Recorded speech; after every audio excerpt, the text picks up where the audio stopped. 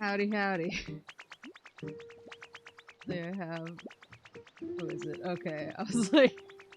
I've had a Pokemon freaking out at the foot of my bed for like 2 minutes now. What do you want? A Pokemon is still the talk of the town today. Head to the big Pokemon Center to talk to them. Is that, that has to be the Hoppip event, right?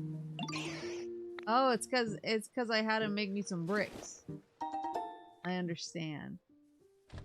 So you're looking a little different. Yeah, there's a Hoppip event going on right now where you can get cute flower things for getting Hoppip. Oh, but my inventory is so fucked. Because I've been building. I've been on my building grind. Oh. Attractive. Habitat mentioned. Oh, it's Arcanine! Oh, but they need the mini museum. I haven't found the nugget, the big ass gold nugget yet that you need for the mini museum. Alright, so let me back the fuck up. Let me back the fuck up. Because you might have noticed that some things have changed. Since the last time we were here.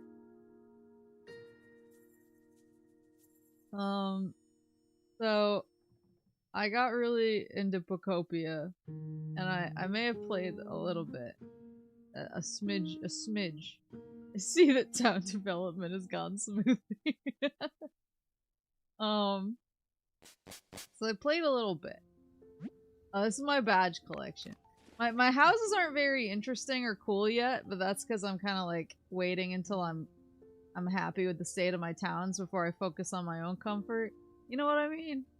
But yeah, this is my badge collection. I wanted to put this front and center in my house so that I have to face my failures every time I come home. Not that that's not like already a thing that I do.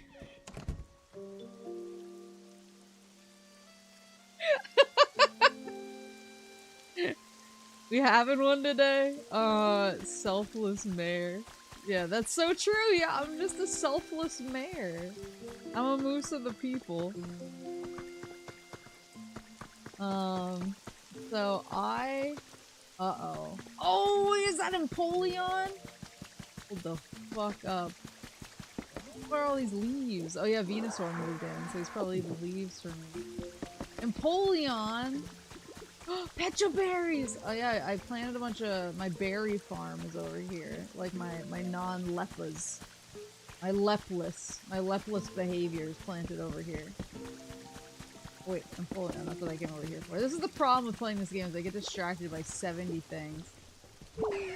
Ah, you have such a tranquil expression. It's mostly a calm and peaceful place. I approve. I believe I'll seek out a suitable home for myself here. I'm in my berry area. My dairy area. If anyone were to hurt its pride, it would slash them in two with wings that can cleave through an ice floe. That's also me.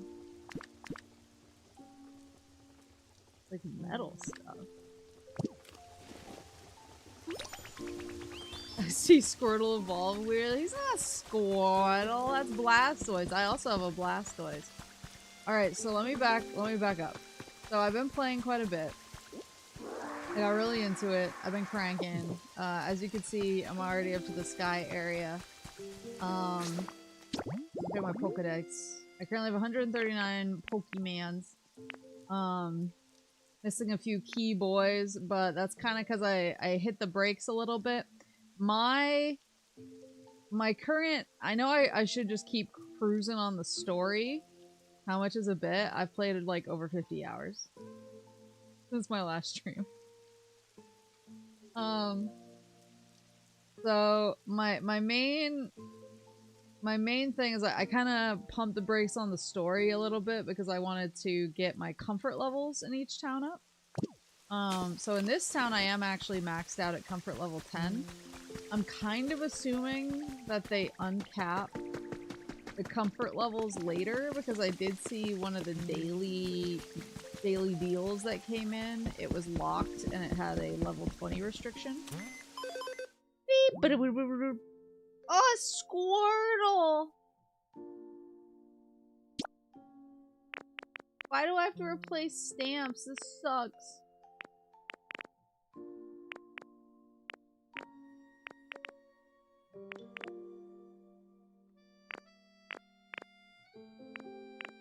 Guess I'll replace Vulpix.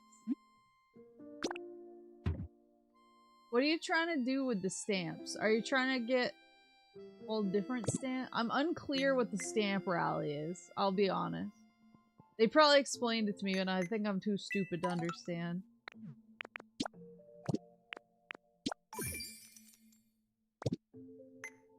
But yeah, these daily deals.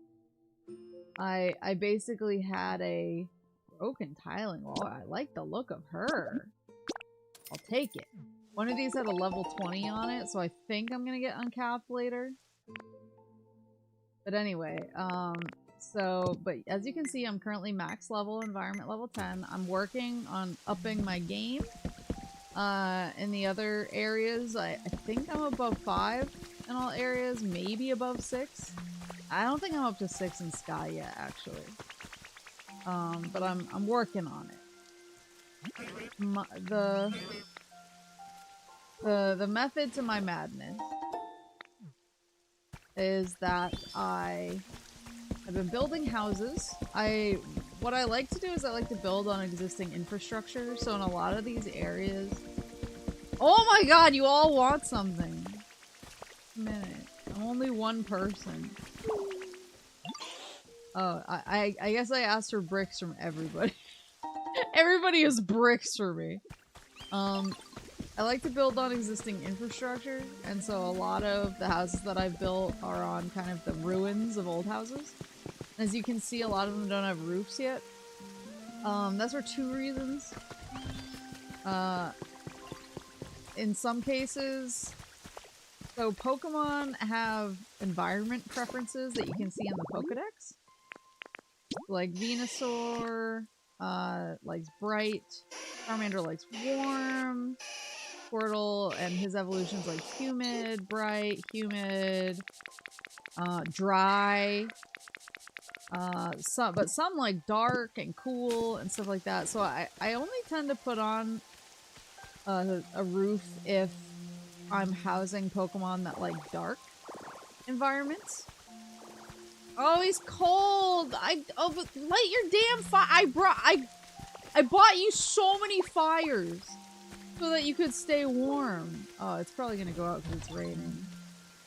Charmeleon, I might be dumb, but here, light this one too. See, now you'll feel better. See? So I only tend to put on a roof if they are a Pokemon that likes a dark environment. That's partially because it just makes it easier to keep the inside bright, and also partially just due to lack of building materials. I would have to craft way more building materials in order to put a roof on all these bad boys. Eventually, I would like to design and roof everything except for the boys who like a bright environment, but I'm just not really there yet. You can see I'm holding a ton of crafting materials, but I tend to farm them from the Dream Islands, and then also from ruins that I'm not intending to use. If only there was some kind of structure that prevents fires from going out. Okay, but what am I? What do I look like, an engineer? What do I look like, a fucking botanist?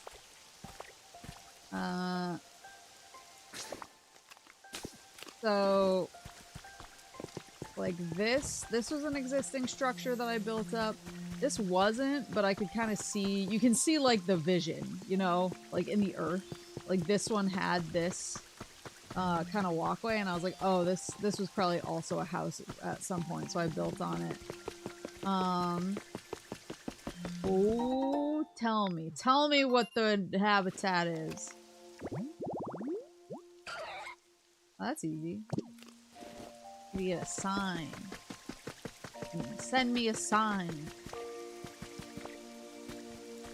So this one was existing. I think we found this one in the first stream, and I built this up into a house where Combi and Vespa Queen live.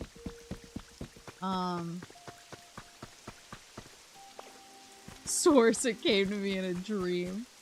A good example of some dark bros is Drillbur and Exadrill like it in the dark, so I actually built them their house inside of this cave. I just built it into the wall over here. So you can see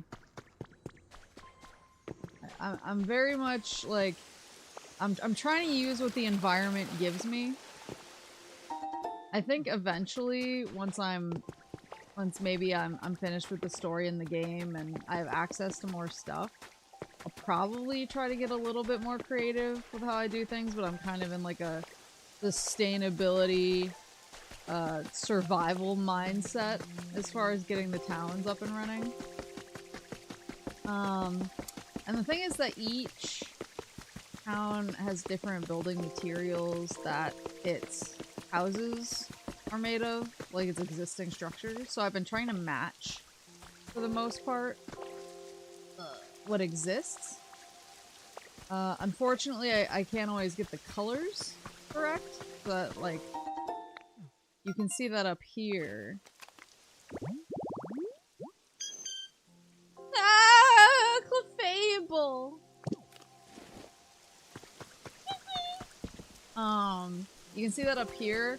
I'm using plaster all around, but like, the pink plaster existed here and the white plaster was what I brought.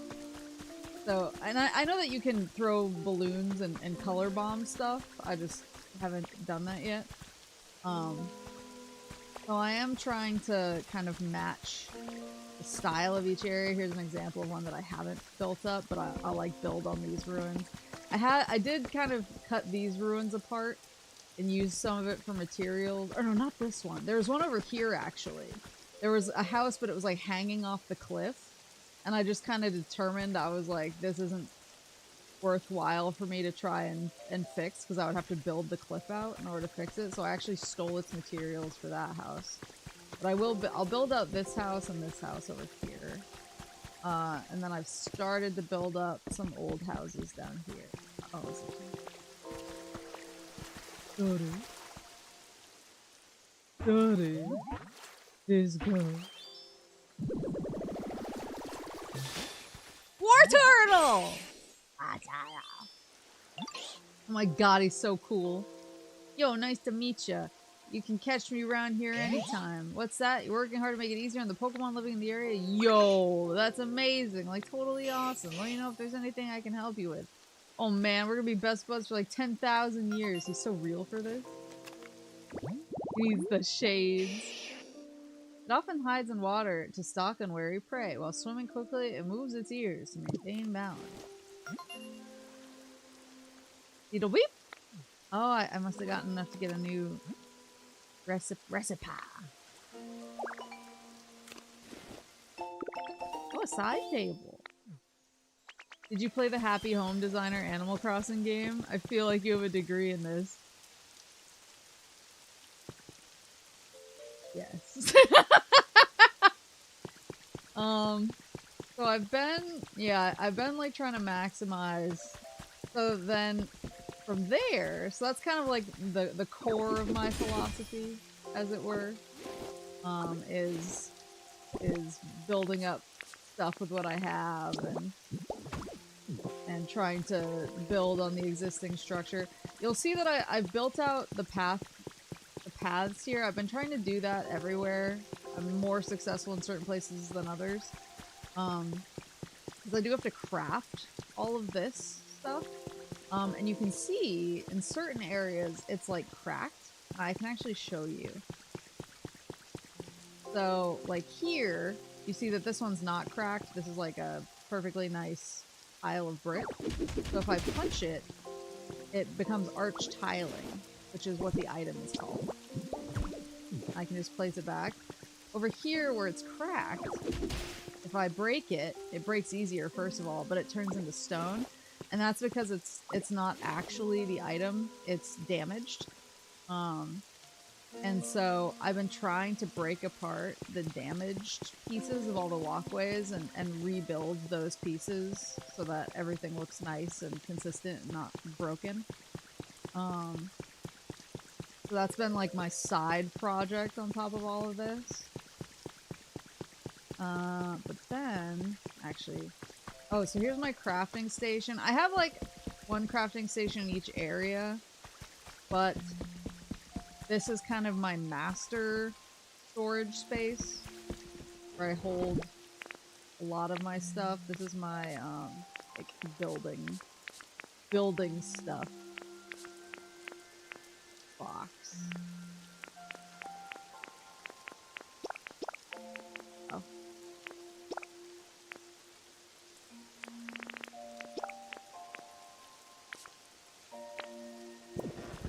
So I have a seed box over here.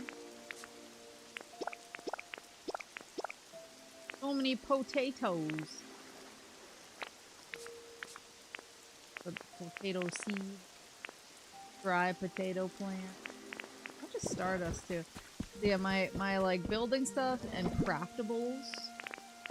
Having these two bots. There's stuff.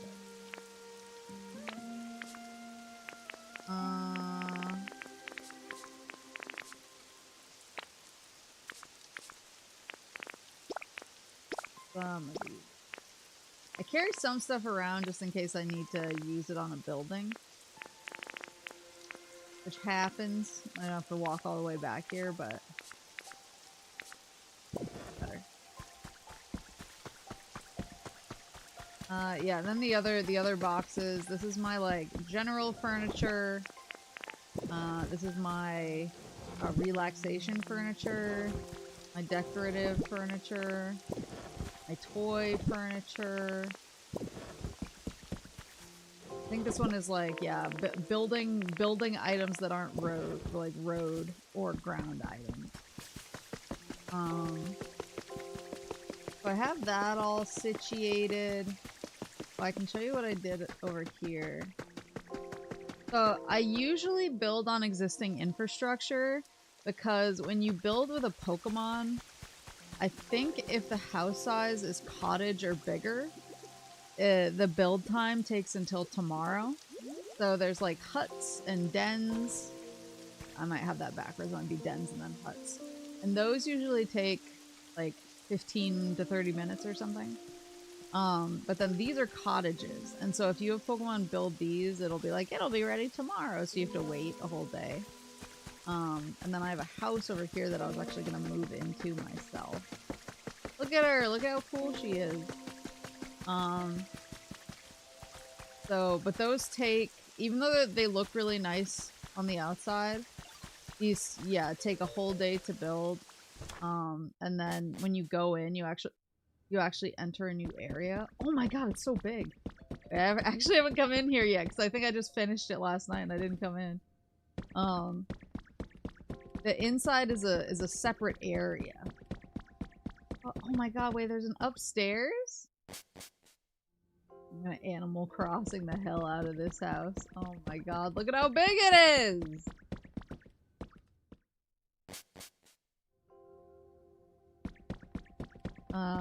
So I tend to not build these quite as much.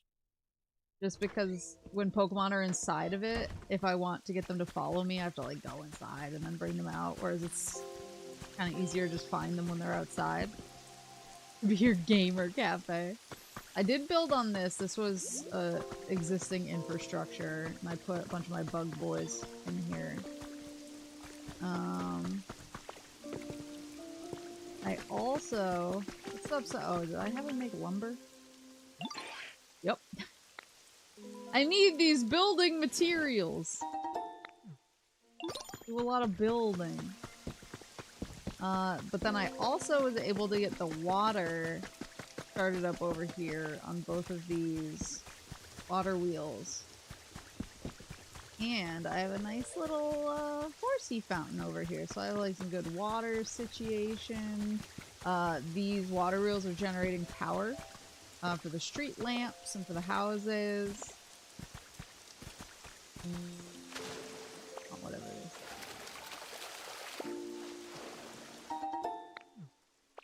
of hedge seeds tonight.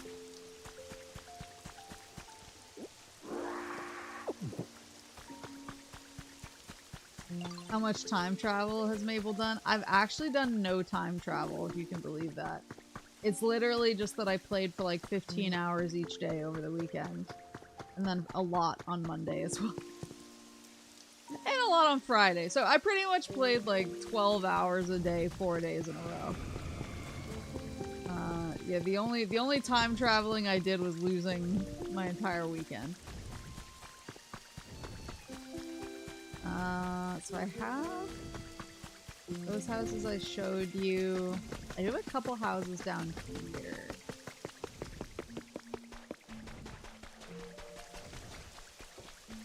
That Slow King. Yeah, I actually, so that one was built on existing infrastructure. This one wasn't, but it was because a bunch of these Pokemon like luxury goods, and I thought I wanted to build something that felt kind of luxurious. So I built a new house. What are you? Ooh, something new. Mysterious slate. Oh, I can show you my slates. Oh, wait, someone's on the fishing rod. New Pokemon.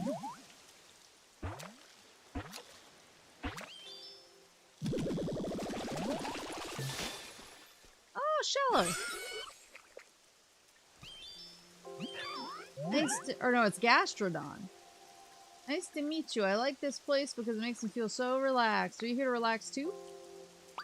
What? You're the one who got this place all set up? That's amazing. You're kind of making me feel motivated too. Let me know if you ever need some help.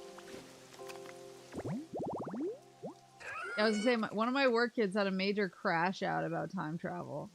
Because I was explaining, he actually started Fallout 4, which I haven't started yet. But I was talking so much about New Vegas, he was like, oh, I'm gonna start a Fallout. So he started Fallout 4, and I asked him why he didn't start New Vegas. He was like, oh, that one's kind of old. I was like, you're kind of old. But then he was like, what are you playing right now? And I was like, oh, I've been playing POKOPIA. Like, are you a Pokemon boy?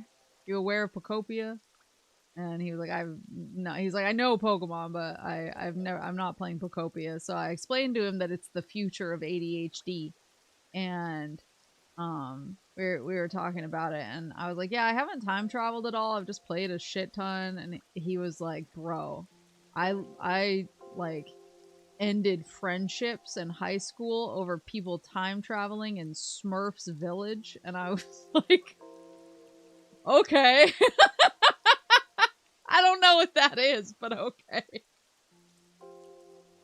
They normally inhabit rocky seashores, but in times of continuous rain, they can sometimes be found in the mountains far from the sea.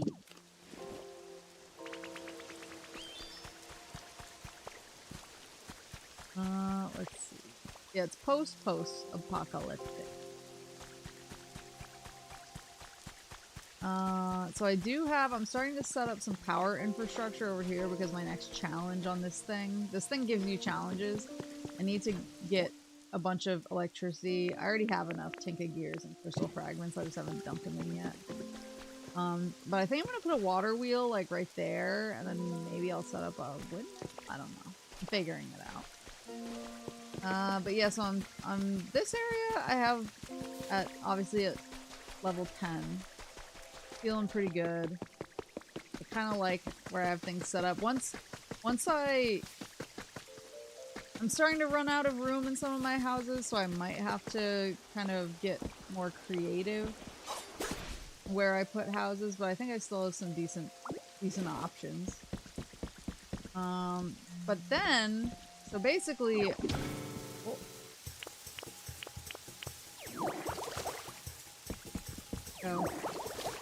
oh, thank you.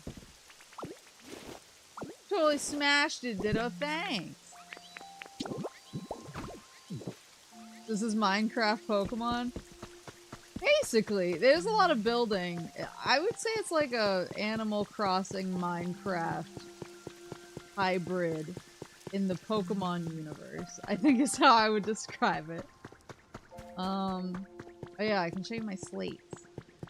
I've been collecting unknown slates. Gotta fill out the whole alphabet.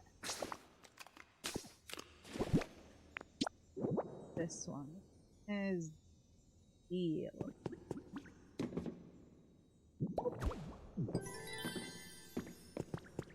Oh yeah, and you suck things up like Kirby. Like Burby.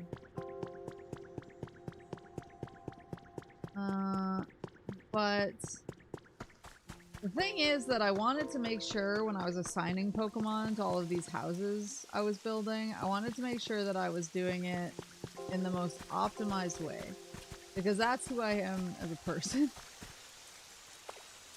And so I made a spreadsheet.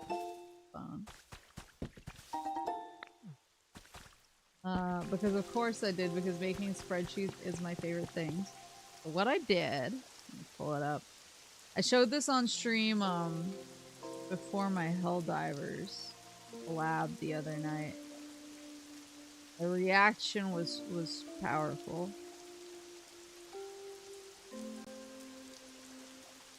Did you join Team Rocket? Yeah, can't you tell from my outfit?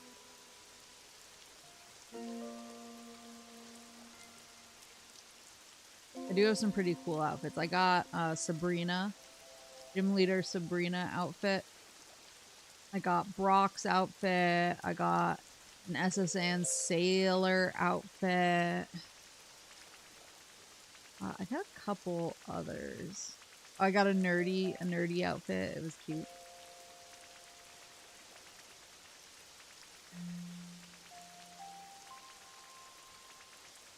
So what I did was I made this spreadsheet, and when I get a new Pokemon, I list them over here until I can investigate like what environment they like and what their interests are. And then once I know what environment they like, I drop them into the environment column: bright, dark, warm, dry, cool, or humid. And then every Pokemon has interests, which you can see in the Pokedex. So if we go to like Hoot, he likes dark places, but he also likes soft stuff, nice breezes, fabric, dry flavors. So that just like gives you kind of an indication of what he's into. So then once I do that, I kind of put like, there's a few that I find easier to accomplish than others. Like I find it's pretty easy to find cute and soft stuff, especially wood stuff is super easy to find. Stone stuff is pretty easy to find. And so I list out next to them what their interests are. And then what I do is I go through and I look for patterns. Like, oh, okay, so Scyther, Heracross, and Venonat all like bright areas, and they all like wood. And so I color them all red, and I have them move in together. Because that way, I can just decorate their house with wooden furniture, and they're all happy. They're all like, oh, this furniture is perfect for me. They're 10 out of 10, and they're having a great time. Usually it's pretty easy to keep, like, evolutionary lines together, but sometimes I break them up, depending. So yellow, so in this case, people, or Pokemon that are colored the same in their column are designated roommates. And then anyone who their interest is colored bright yellow, I have moved them into their house. People who are not colored bright yellow, I haven't moved into a house yet. Probably because they just showed up for me and I'm still kind of deciding where they're gonna go. And then Venusaur and Venomoth just showed up for me last night, so I need to write down the new guys who... Gastrodon showed up.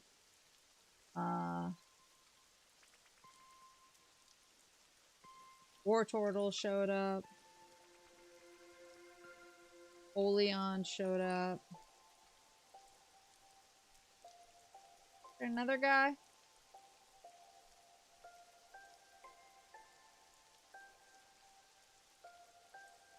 Sure, I'll figure it out.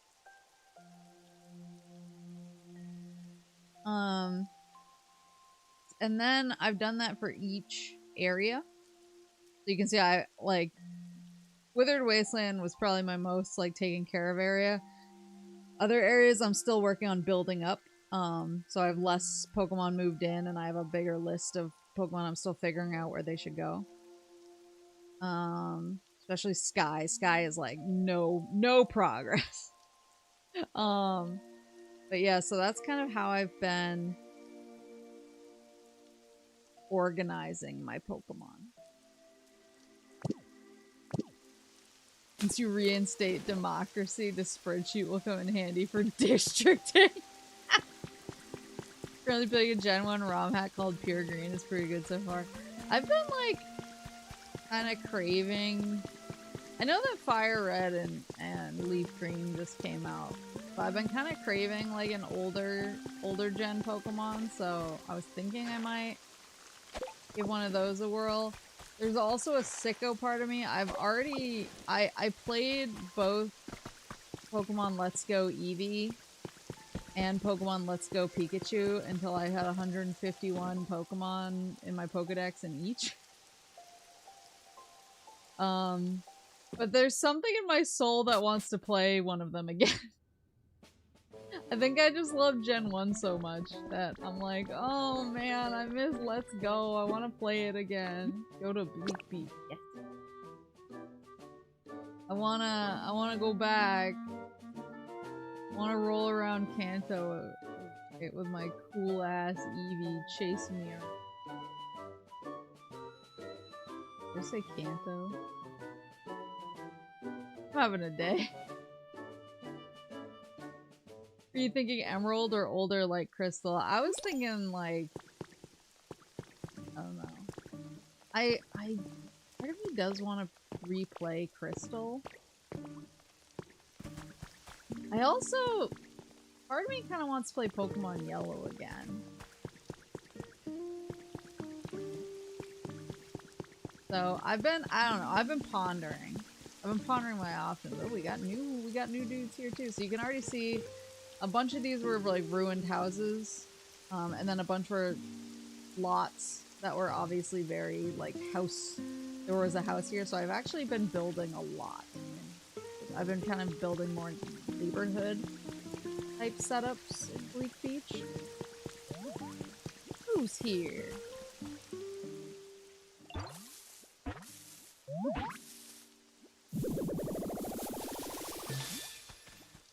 Oh, Ariados. Tut tut, I must say, it takes some nerve to enter my nest. You're a brave one, aren't you? Oh no, no need to fret. I'm not upset. On the contrary, I'm in quite a good mood. After all, I've just found the most wonderful home. I'm sure it will be dazzling once I decorate it with my sparkling string. Yeah, give me the string. For no particular reason, we gotta put you on Fallout 4 soon? Wait, why for no oh, is there building in Fallout 4? Uh-oh. Uh-oh. What about the oldest Game Freak game you own, Jerry Boy on Super Famicom? Oh my god, about Jerry Boy. You want a yellow hack with some quality of life and able to get full decks in one game? I'm listening. It's been string not only from its rear, but also from its mouth. It's hard to tell which end is which. Well, you're gonna have to figure out which end is which. There is GG's. If I play Fallout 4 on stream, I'm gonna die. Yeah, so I've already set up quite a few, but I have a bunch of empty houses, so I need to work on kind of figuring out who's gonna be roommates now. And I think in some cases I might move around roommates who are already roommates if I think they would work better somewhere else. So I just need to do kind of like I need to sit down and consider my options. But I've been building a lot, so I have like this whole neighborhood set up. Need to build more over here. I did build a nice. I built this nice house for Meowth because Meowth is one of my faves. He just lives there alone right now. And I built this like beach house. I believe Piplup and Azumarill live there. Sorry, Azurill. Someone in their beach house. This is a house in progress. What do I need anyway? Oh, I've already given it all the material. I just need to put the Pokemon on.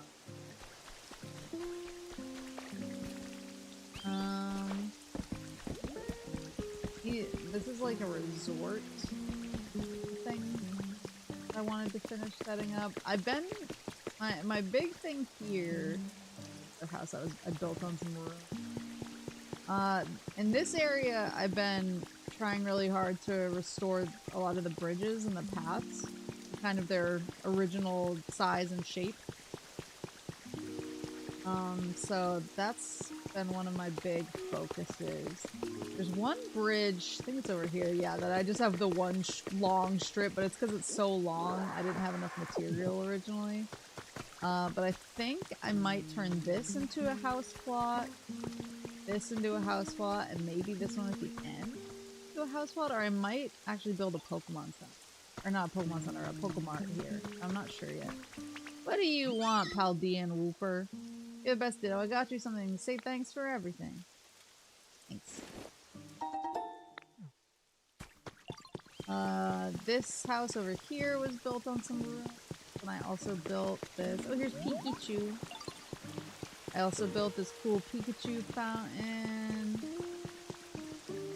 So yeah, kind of like this sector over here is in good shape. This sector over here needs work. That's kind of my next focus, in addition to getting more of the roads put back together. Here, I just wasn't sure it was supposed to go, because is that like a different elevation and where it ends up over there, so I wasn't sure how that was supposed to be built out. Yeah, I just need to like kind of make this one roof. But I started building up some of the houses over here, so I want those two over there to be fully fledged houses, but then I need to figure out like an road.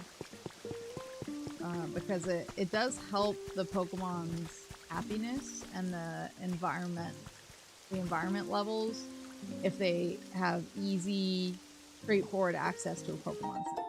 They need to be able to kind of walk to a Pokemon Center without jumping and doing acrobatics. Psyduck! Hot Spring Tower. Forgot about the regional variant of Wooper. Yeah, isn't he like poison and ground or something? You can build to your heart's content off stream, no one will miss. Oh, trust me, I have been. And I will in Fallout 4. I will reshape Boston in my image. And started building a house over here. Where there's like a full-on, here's another one. There's a big resort over there that I want to finish up. I don't know if I can really make it into a house though, so it might just be kind of like a fun curio. Because I would also have to build, I guess I could just build like a sandbar that goes out over there, but I don't know. The cool thing though is you see that thing over there? The thing that looks strangely like a ship? It definitely is a ship. So that, yeah, also I can transform into a Lapras now. So this, in fact, is a ship.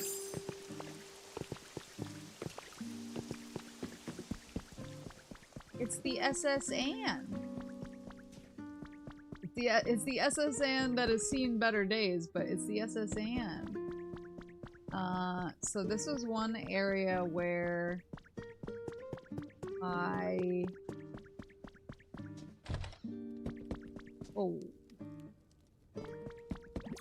not that one, but downstairs I actually restored a bunch of the rooms.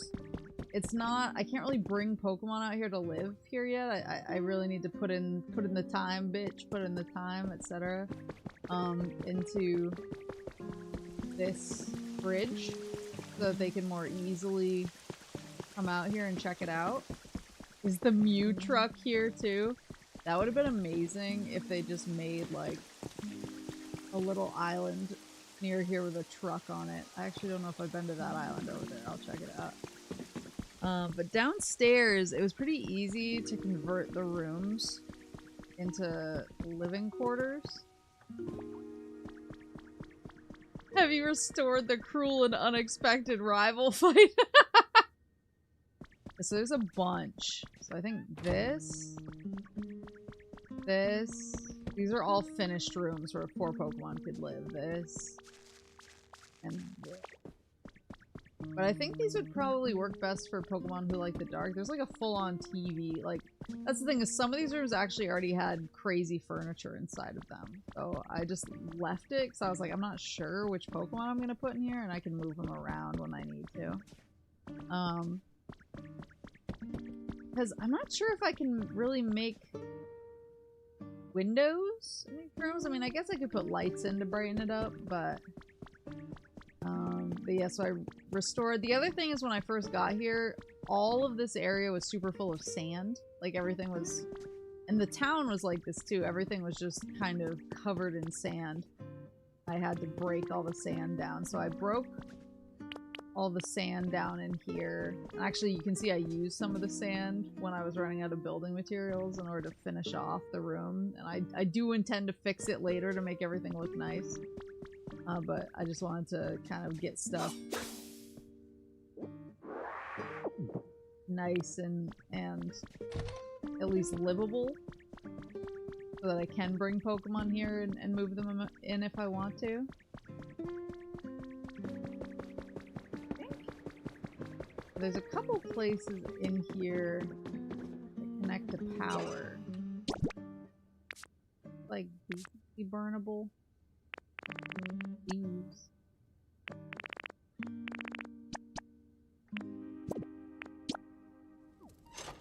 Know what that's powering. Because I have a generator out on the front deck that was powering. There's a Happiny that does live here.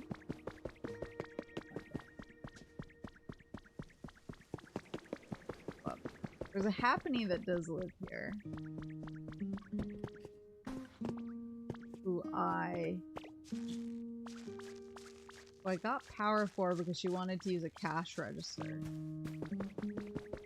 I want to fix it. What? What do you want to fix? Ooh, it's Ditto. How are you doing? I'm doing good. I'm doing great because I get to see you. I'd be doing great swimming in this pool right now if it wasn't broken. But to fix it, we have to plug up any holes, then bring a whole bunch of water from somewhere, right? You think there's a Pokemon who could even do all that? Probably not, huh? Me. I think I can. What? You can do all that, Ditto? That's amazing. Okay, I'm counting on you then. But how will you get so much water here? You're gonna suck it all up into your tummy or something? You know that's what I'm gonna do. Okay, so she wants me to fix... I actually have some iron tiling on me, which might match. Plating. See if it matches. Color's off. Color's off, but the texture's there.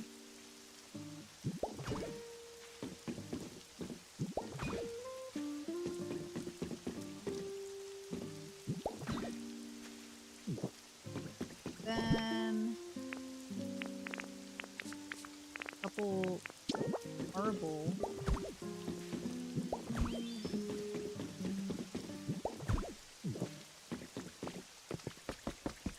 Crafting bench around here. It's probably okay though. I can probably just put in marble on the edges after I put the water in.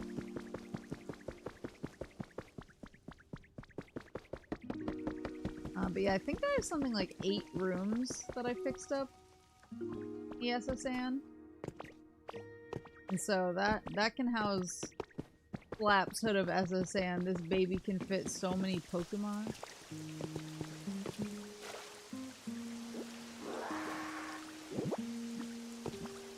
The water. I don't know if I can climb when I'm full of juice like this. Oh, I can! So when are the humans coming back? So I have theories. I've been theory crackering. They're back.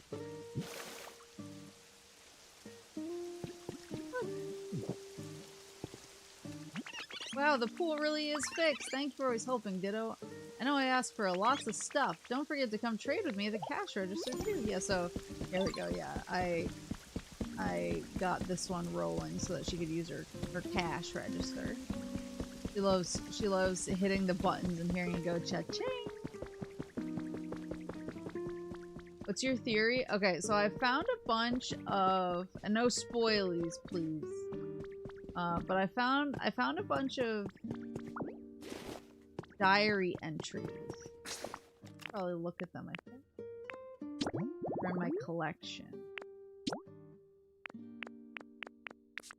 Diary entry. Hacker's confession.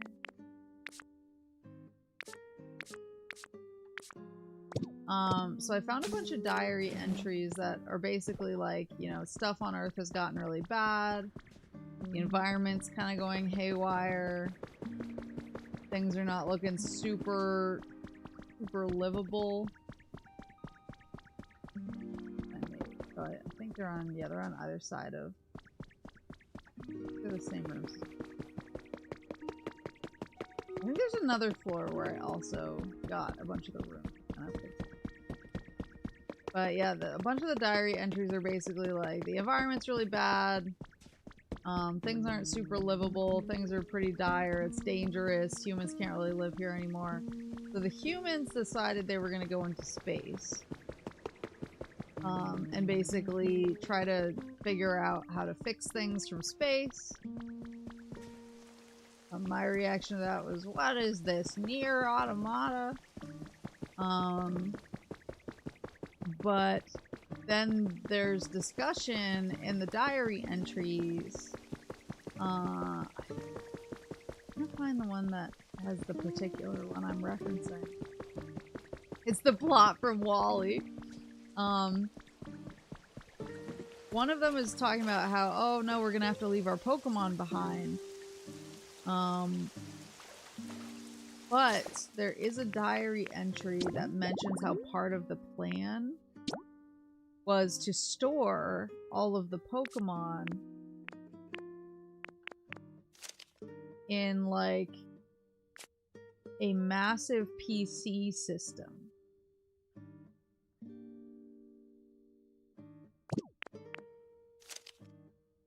Here we go. In order to escape the disaster, humanity would temporarily take refuge in space while Pokemon would be safely stored in a computer system. But no computer system will keep running forever. Foundation planned to send a few members back to the planet at regular intervals to perform ongoing maintenance.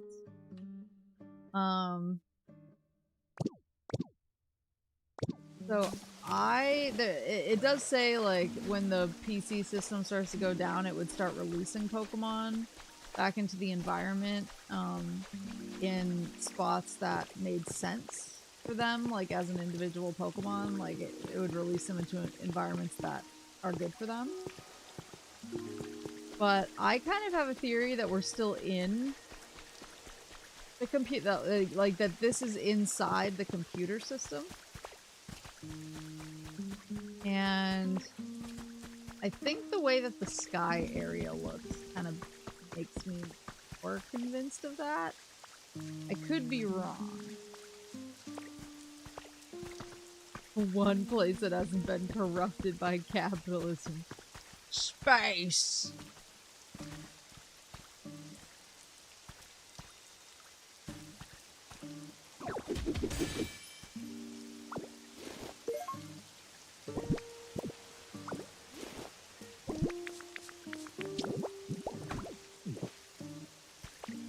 So I did meet Kyogre. He's like kind of a cowboy. But yeah, so that's how Bleak Beach is looking. Rocky Ridges and Sky are less developed, I would say, than Withered Wasteland and Bleak Beach. Withered Wasteland and Bleak Beach, I have a good head of steam on. Rocky Ridges and Sky are like, certifiably have a big under construction sign posted on them. Driftvale City?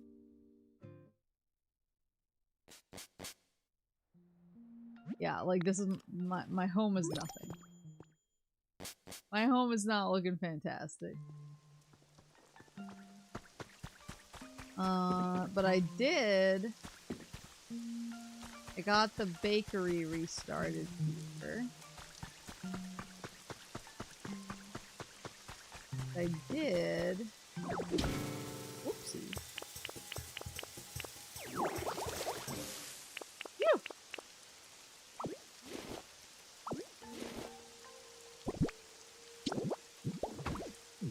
I have, hold on, I'll show you. I have all like the cooking stuff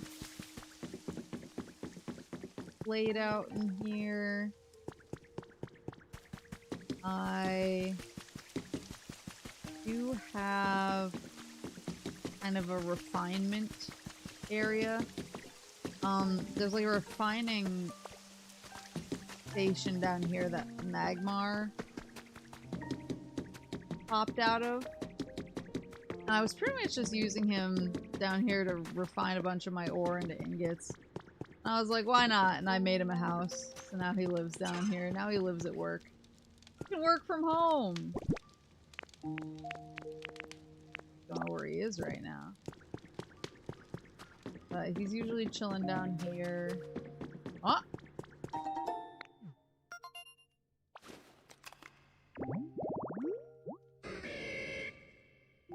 Furnace spot. So that's the other thing, and I'm not actually sure, but my impression, Drywall City, my impression was that in these images, the color of the grass kind of indicates where the habitat should be for the Pokemon to come out of it. So like I thought this color grass was Withered Wastelands, this yellow grass was Bleak Beach, this dark grass was Rocky Ridge, and then this like dreamy blue grass was Sky. I don't know if that's necessarily true. Like I don't know if I put a chirping recital in Withered Wasteland if that Pokemon will spawn there. I know that there are some Pokemon who are kind of tied to a certain area, but I don't know how strict it is. And I think you can move Pokemon.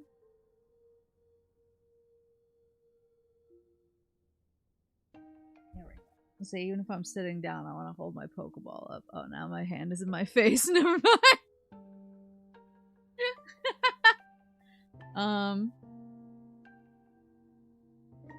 I know that you can move Pokemon between areas. Like I've accidentally brought, when Pokemon were following me, I've accidentally brought them back and forth between different areas. But I don't know if I can permanently move them into a house there and if they'll be happy or if they'll be like, this isn't where I'm from. So that's stuff that I'm still kind of experimenting with. And I will say one thing that's weird about POKOPIA is I feel like everyone is playing it.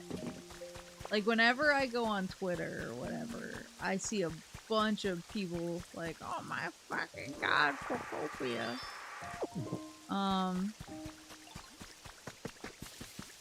But when I Googled certain questions that I have, I'm like, oh, I wonder how this thing works.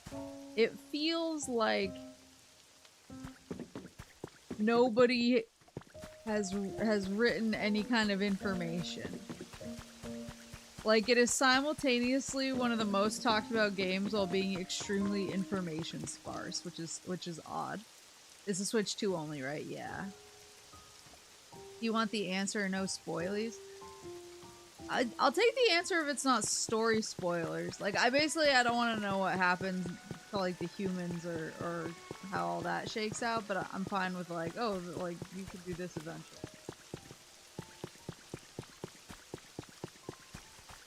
What do you want? Shield on. I wanted to say thank you for always being nice to me. Here, this is for you. You can have it. Buddy. So I do have some houses here. One of these was an existing kit. When you first come to this area, the kit is like set up for you to build that one there. And this one, the foundation was already built, so I was like, okay, this looks like it was made for a house, so I built that house there with a kit. This one was like ruins. That was kind of chilling and sitting there. So I built on top of that, and I actually did. This one is set up to build. Oh, I haven't. I'll build that tonight. And this one, I just thought this looked like a nice place. A house. This one I did build the roof on because all these Pokemon like the dark. Shielded from the light of the sun. I see some folks saying this should have been one of the launch titles. I actually agree. I feel like this would have been a pretty powerful launch title. Not story spoiler. Move your Scrunglos around as much as you fit to whatever area you want. Interesting. That kind of blows my my spreadsheet out of the water a little bit. That makes my spreadsheet slightly more complicated.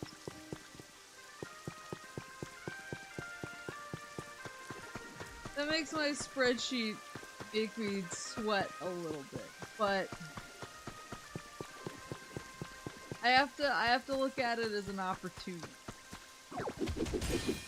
An opportunity and not a demand.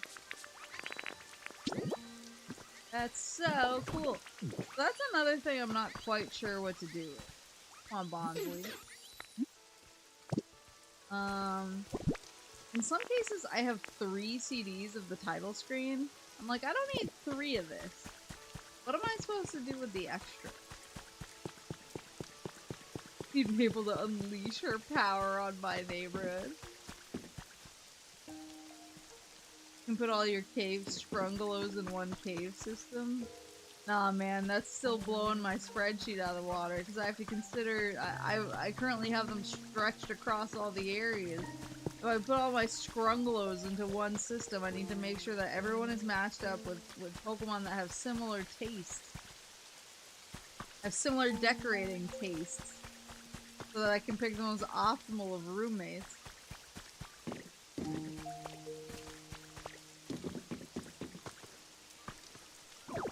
This trade bot.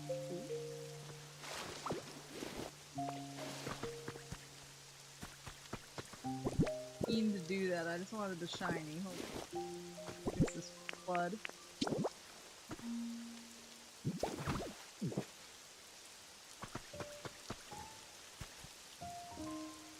I am planning on, once I have the chutzpah to clear out all of that rock, I am gonna turn the dark Pokemon habitat.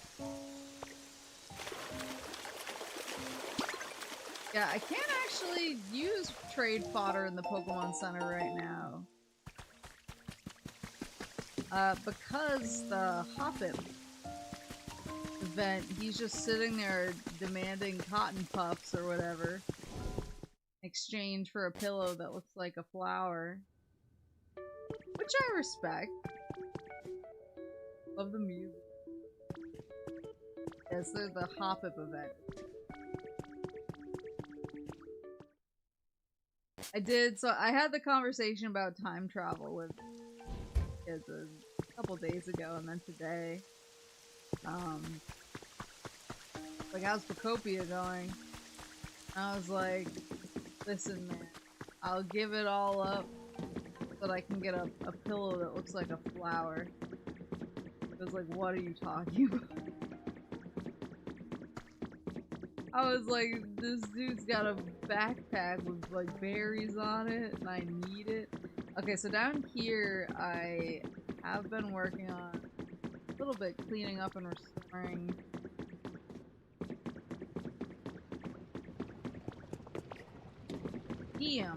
Down here. And one thing that's cool is when you get fossils, you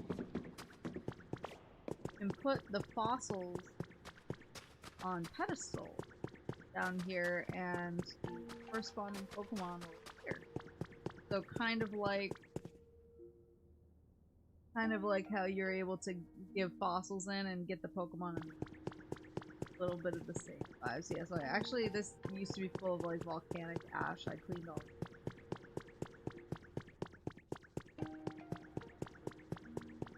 What would Maple do? Maple my spreadsheets. Love being organized. So I have gotten some of these put back together. Others I just have like parts, so I need his head. I saw the smaller fossils. A few of the fossils are just like a one piece armor fossil. This one I need his body.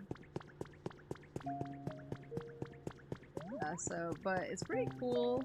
It's a big old museum. The exhibit. One Piece mentioned. Didn't two of One Piece just drop on Netflix? Am I crazy? Look, it's the space exhibit.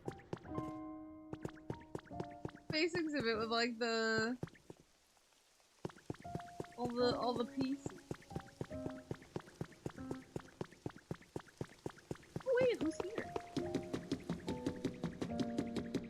Yeah, Papa Moose was texting me. Him and Mama Moose were watching, and I was like, without me! We watched season 1 together.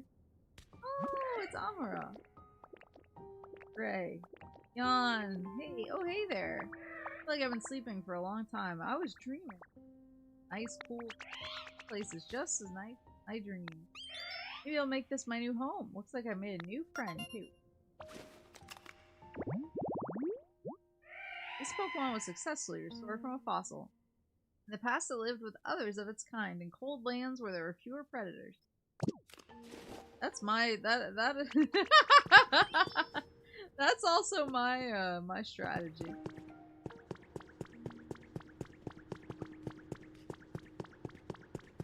Yeah, I watched season 1 of One Piece live action with parents. It was really fun, so I can't believe they started watching season 2 without me. They were just like, you've been busy. Almost keeps like wellness checking me. Text me and they be like, are you alive? And I'm like, I don't know. In a way, maybe. By some measurement of being alive, I suppose. And out here, I actually have a cute little... Oh yeah, I can turn into a Dragonite and fly. You have a cute little bean farm, like a little party situation. Cute little drinks and crafting area.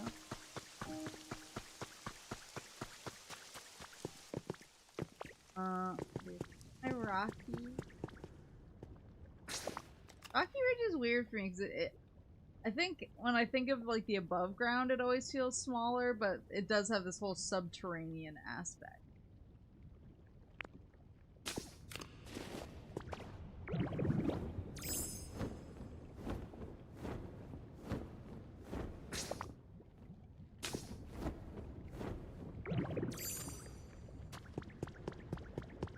Watch the first episode.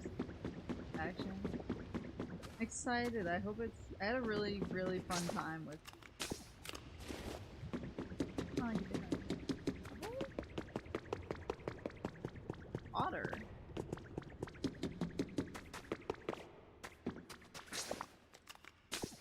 Oh, is that like the hot spring?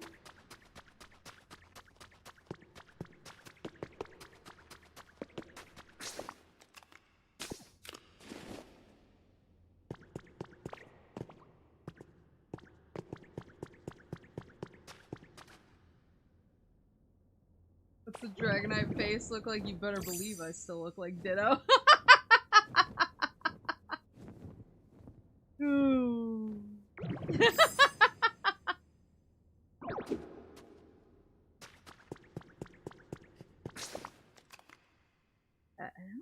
I didn't notice.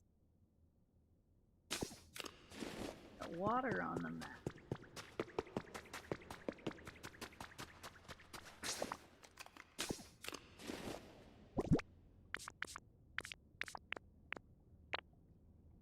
Breakthrough.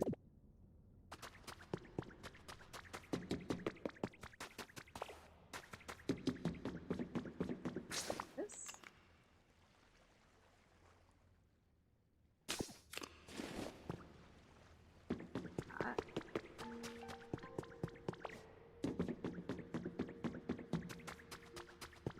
What the?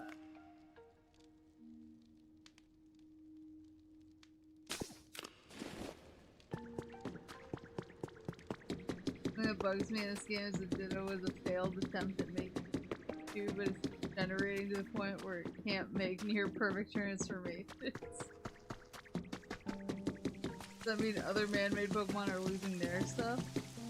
No, actually. I haven't seen them use it.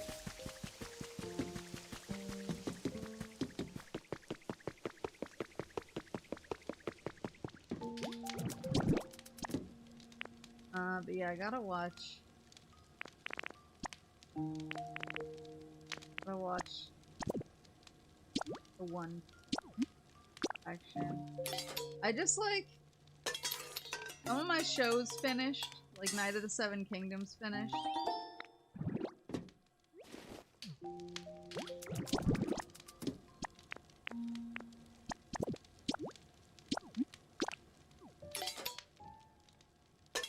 Night of the Seven Kingdoms finished, and I was watching. Oh, Fallout Season 2 finished. So a bunch of stuff that I was kind of actively keeping up with week to week. There's stuff that I feel like I can bring up. Stuff that I feel like I can talk about. I go down the other direction. Closer on.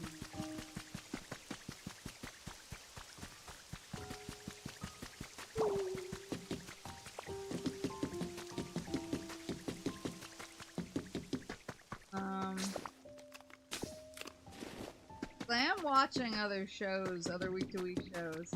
I was kind of having like a minor ongoing crash out about the Olympics because it meant the hunting party wasn't on. And I was like, do they know? Like, do the Olympics know the harm that they're doing to women worldwide right now? By making me wait for the hunting party? Ridiculous behavior. But I am keeping up with it week to week.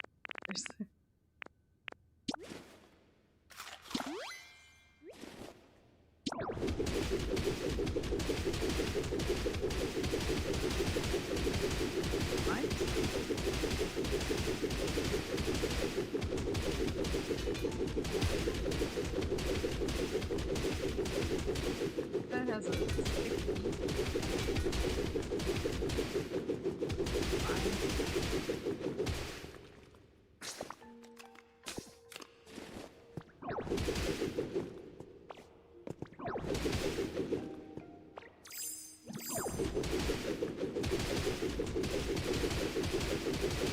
water collapses on me in the middle of this effort.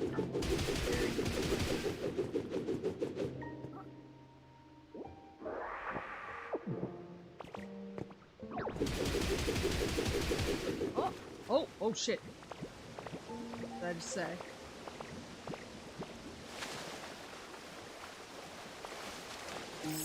Oh, this is the other side. Okay, I do know it.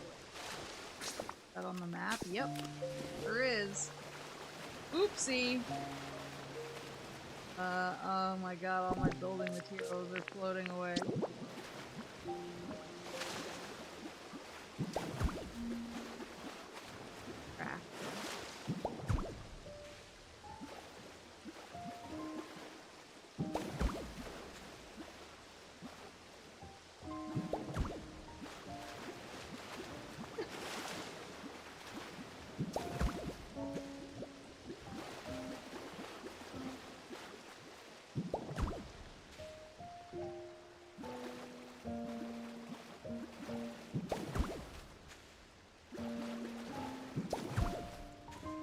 Here we go. Sheesh! A bunch of materials for me to pick up over here. Kind of a sick beat.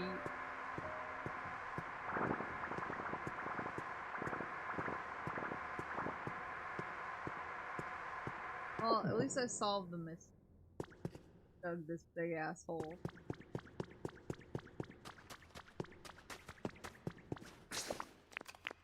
And Sparkling Skyland.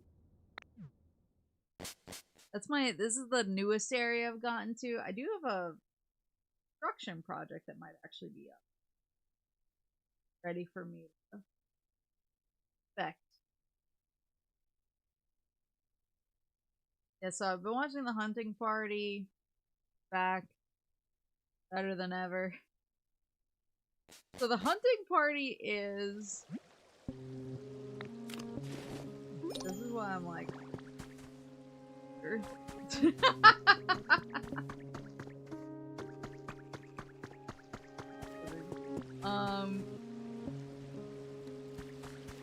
But The Hunting Party is a crazy ass drama show.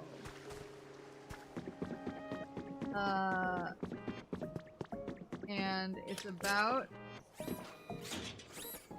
the government makes a secret prison to hide all of America's worst serial killers. This is a real show, by the way.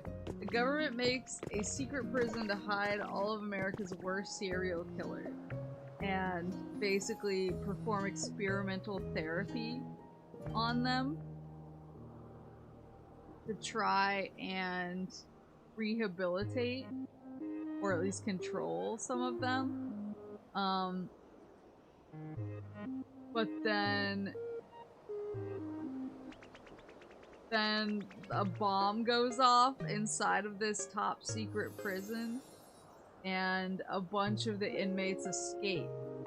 And so all of these inmates, they fake their death. They basically were like, oh yeah, they were put to death with lethal execution or whatever. And lethal execution, everyone's saying this, lethal injection. And so they fake these serial killers' deaths and then keep them in this bunker. But then when the bunker explodes and all the serial killers get out, they go back to their nefarious ways. And then people who encounter them, especially people who knew them before, are like, what the fuck? Like, I thought these guys died. And then they have to try and explain, like, oh, you know, it was swamp gas or whatever. Keep all the white women at bay. It is the most peak.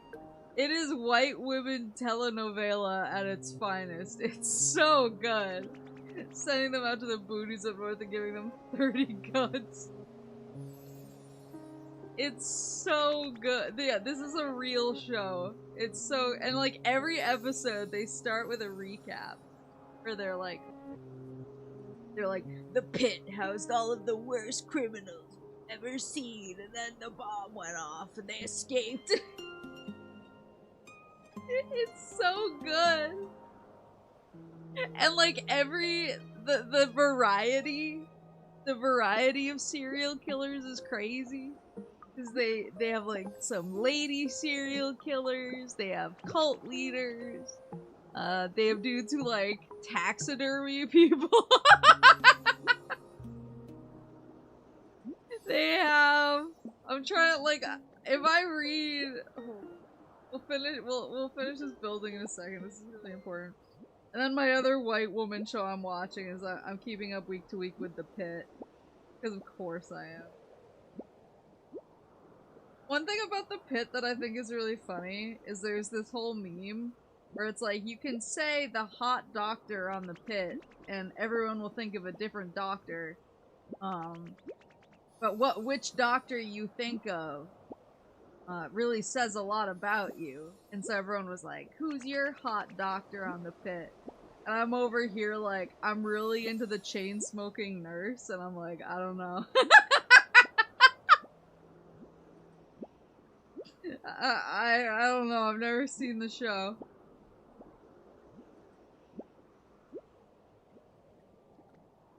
The hunting darty. Everyone gets wasted on natty lights before they go out into the world to kill a bunch of people. Show should team up with Dead by Daylight.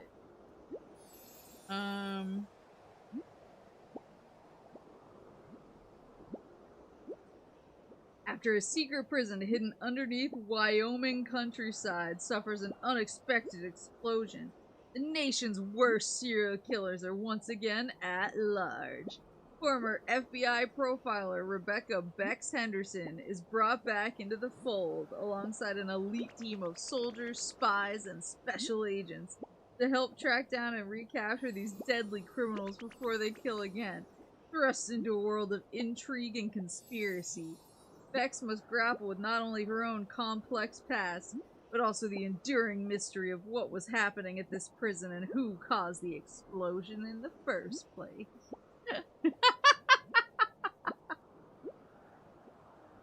It's so good! I feel like at the end of every episode, I just hold up my hands and I'm like... Pandora sent me an ad for a station recommended to me based on songs, and it's called Cigarettes Mom's Radio. That's an actual brand of human. And it's my favorite The Pit character. Like, episode 1 it isn't gonna give us...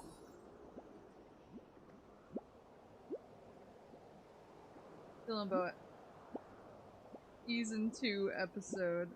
Where's the dude with the accident? Here we go.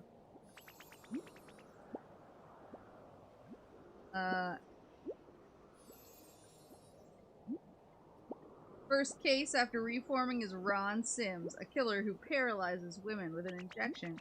He can spend time with them how he wants, ultimately leading to their demise. At the pit, he is treated with traditional and animal therapy to learn how to behave and interact with people. After being released, he seems to find and attract women, but things always go awry when he gets honest about who he was, hoping they will accept him as he is. When the women panic, he goes back to his old ways. As the team figures out that he's finding women on a dating app, they use the app to lure him to a coffee shop, only for him to turn the tables and capture Bex. In a barn where he is accompanied by and takes care of rabbits, Ron has kept his former psychologist imprisoned. He keeps the dude imprisoned in a life-size, in a human-size rabbit costume, by the way. Like a full-on Easter Bunny mascot costume. So there's just a dude in an Easter Bunny costume, like, chained up in the corner the whole time. Brings Bex in to make a new documentary to prove to the world he's a changed man. Team figures out where he took Bex and rescues her before she almost strangles him. At the end of the episode, Colonel Lazarus, real name by the way, takes over the recovery operation from the AG.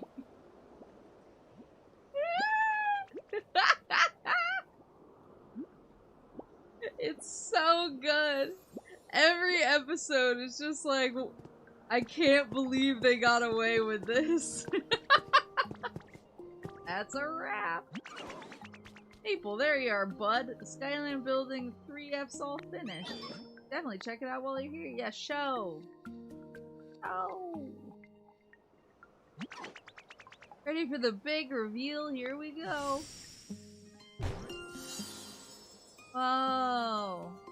Yeah, we're restoring Silphco. I think this building, I think this building was Silphco. And we're restoring it floor by floor.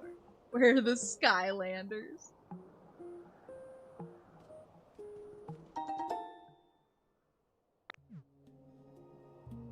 What do you want me? Third floor is from a pretty nice restaurant thanks to Chef Dente. Oh, but you mustn't undersell yourself either, sweetie pie.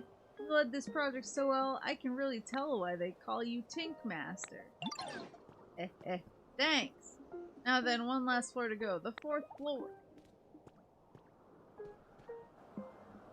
This one's gonna be fancy. This must have been like the CEO's offices. I'd really love to make the 4th floor someplace glitzy and fancy. You know, for prim and proper sorts. But I don't really know anything about acting proper or fancy or anything like that. You know a Pokemon who could help us out, Maple? They gotta be all prim and proper like? Oh, is Pikachu prim and proper?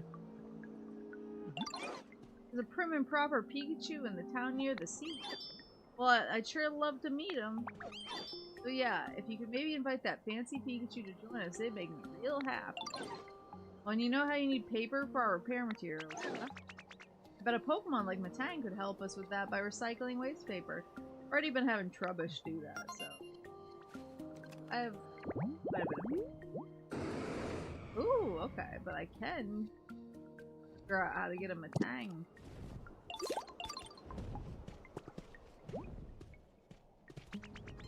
Have enough concrete, glass, bricks, enough lumber. I think I have enough paper. I just have to go get it out of my store.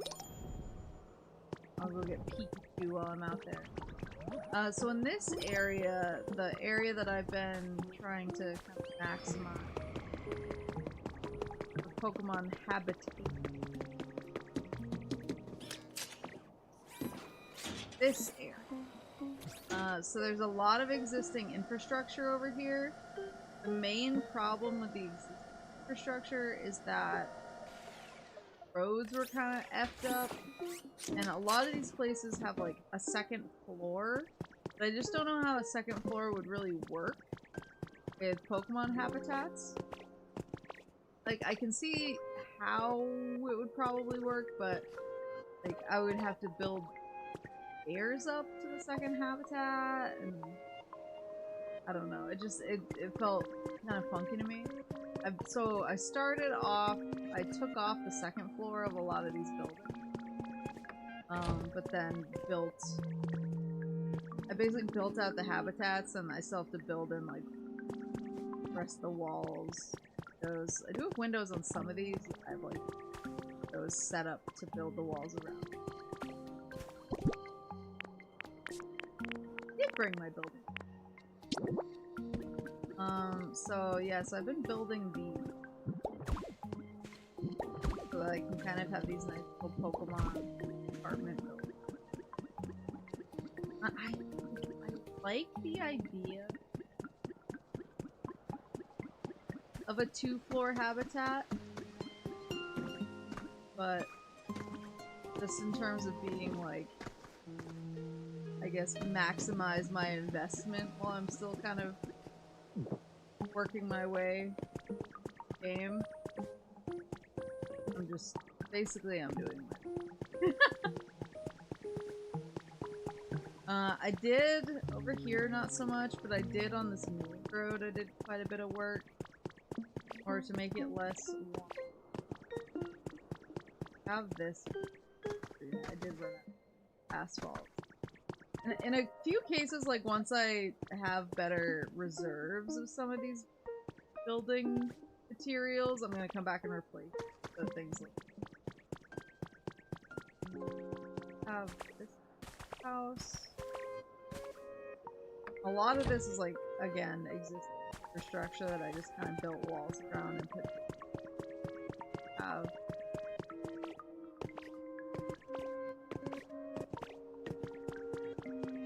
Air 1. For 5. I have 5.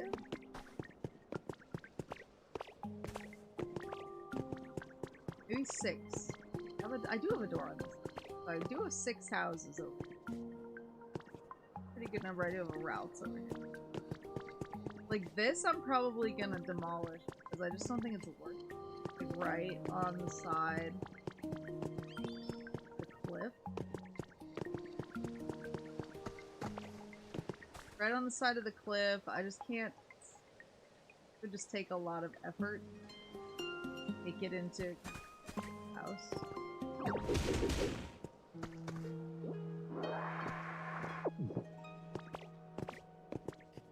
Probably wind up demolishing. Honestly, it gives kind of a nicer view of sky and everything. Other buildings. Uh-oh.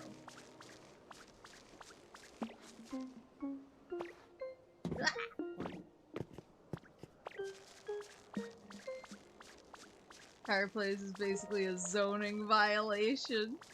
You're right to demolish it.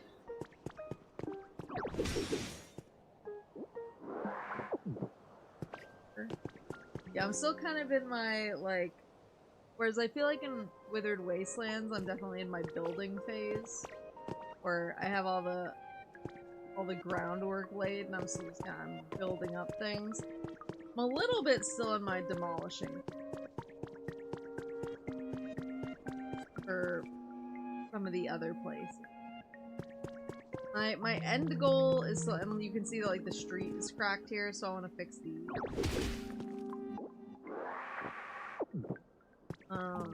My end goal is for all of the cracked stuff to be, for all of the houses to be kind of fully complete, well laid out.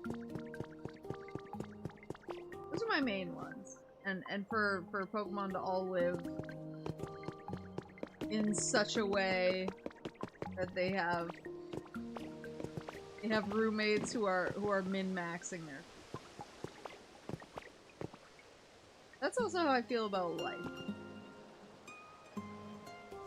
You should never have roommates unless you can ensure that your furniture is min-maxed between or the three or however many there are. If you all like cute stuff, then you're completely optimized. I found a Poliwrath around.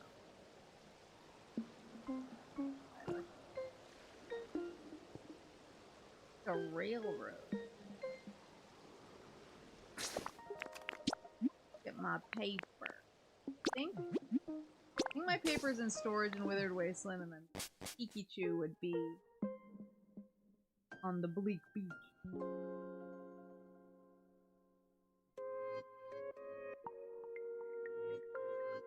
I have a lot of dreams for these areas. The weekend is nice because I'm pretty much just able to sit and crank on my vision. But the work week has been slightly less.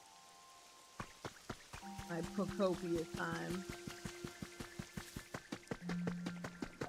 Instead of just getting to chill, build out my town, I feel like I have to be very goal-oriented. Because there are dailies with the papier.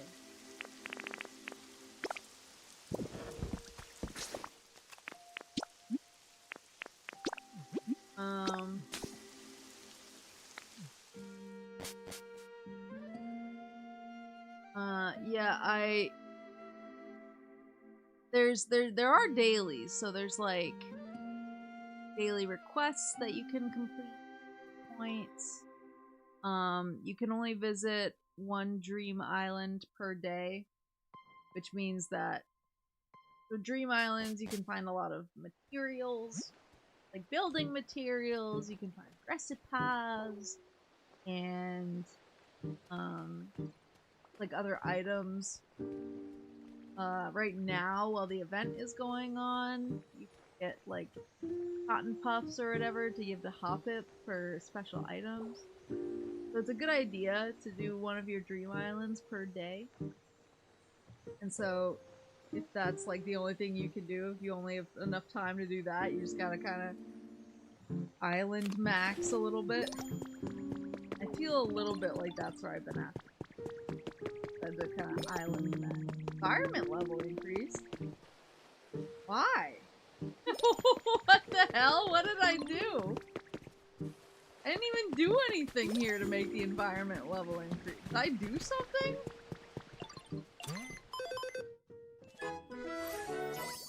There you go.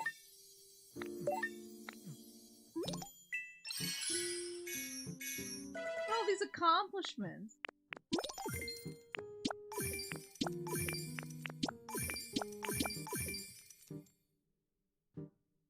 Like how they didn't even have turn on the lights until I had them on for a minute. You added water to a pool? Was adding water to a pool enough to bring the environment level up? Polka medals. Yeah, what do I got? What's the methods?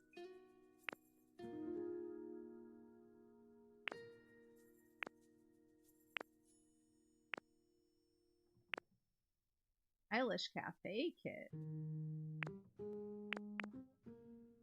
Or take. Oh, it's like resort. I have enough. Those probably fall under like soft and luxury.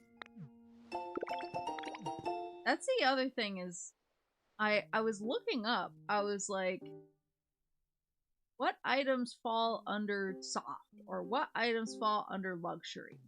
Like, what does the game consider to be some of these things? So when a Pokemon says that they like range items or a Pokemon says that they like luxury items, like where's the list? What's the list that determines what that is? And nobody's really posted about that. It's mostly what I can find is people kind of discussing it online amongst themselves, and they're like, oh, you know, I use cute stuff. When it says it wants cute stuff, I pick out the cutest stuff I can. It's like so subjective.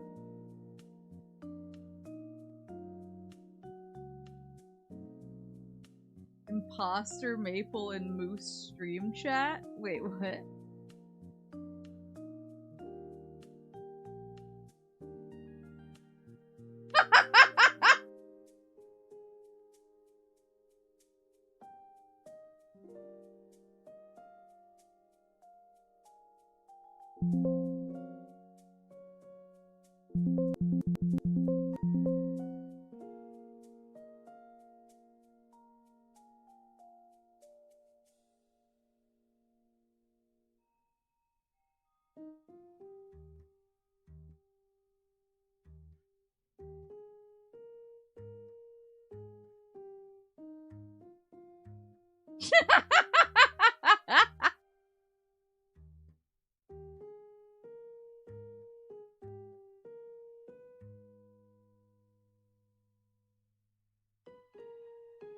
Clearly this needs another spreadsheet for materials. I see no difference.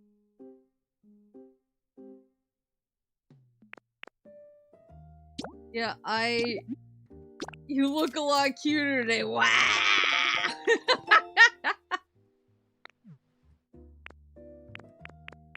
Why the berry chair recipe? Track, Raider, laser sensor, what the hell? But like, I mean, when it says metal stuff, I obviously just look for stuff that's metal. Like, that's pretty straightforward. But I feel like when they say cute, I feel like that's so subjective that I'm like not even sure what they mean by that. And so I was hoping that someone was like, oh, here's a list of like cute stuff. But people just haven't done that yet. People are just kind of going with subjective route, which is kind of cool in a way. Because I think it makes the game a little bit more oh my cute. It gets the hair. You get new glasses, Maple?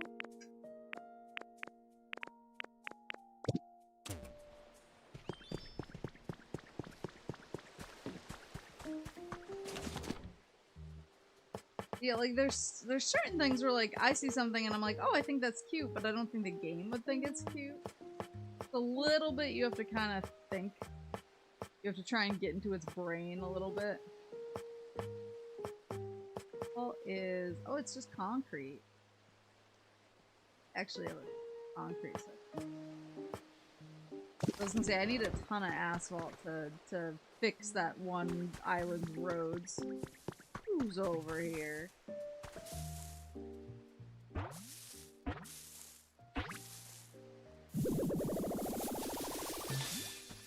Oh! Rock. Oh, that's a unique look you got there. You into disguising yourself too? That's a halfway decent disguise, I guess. Nowhere near my level. Hey, I know. Let's be disguise buds. I'll give you a holler next time I'm gonna prank somebody. You and I could get into all kinds of trouble together. I have to think like a middle-aged Japanese salaryman. Pokemon cares deeply about others of its kind, and it will conjure terrifying illusions, then impact safety. Yeah, so I've been trying to get into the mind of the game, but I would love if someone would come up with a spreadsheet or something. Just so that I know that I'm truly optimized. Oh, execute. Need to get executed out of this damn tree. So that is one thing that's nice is if a Pokemon moves into a habitat and then you move them into a house, if you go back once they're moved out of the habitat and into the house and the habitat is empty. Ooh, quiz game. Another Pokemon can then move in to the habitat. And so the habitat, as long as it's a habitat for multiple Pokemon, is kind of like it just works. Only we had some sort of Pokemon contest. Yeah, I have to gaslight them. Yay, thank you. Here we go. Okay, so what do you think? Who do you think is taller, me or Gloom? It's obviously Gloom. That's right. Wow, Ditto, you must pay really close attention. Here's your prize for doing such a good job. To the carrot.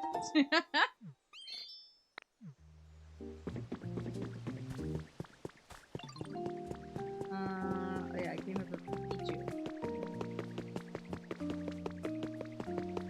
Speaking of gaslight. An excellent segue. Oh, she's so cute. It's so cute. Oh, if it isn't Maple, how lovely to see. Gracious me. You're reconstructing a large building only with the help of other Pokemon? You never stop doing amazing things, do you? That's what makes you so amazing. I'm not quite sure how I would be able to help, but I'm happy to tag along regardless. Well then, please guide me to the construction site. Follow me! Wait, what's wrong with Pikachu? So this is Pikachu.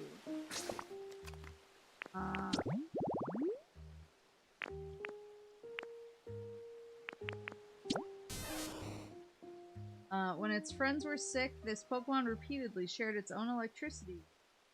As a result, its physical structure changed, became unable to generate electricity.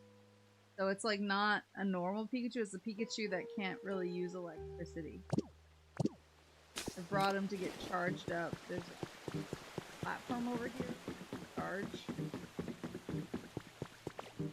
I think it's a charge yourself.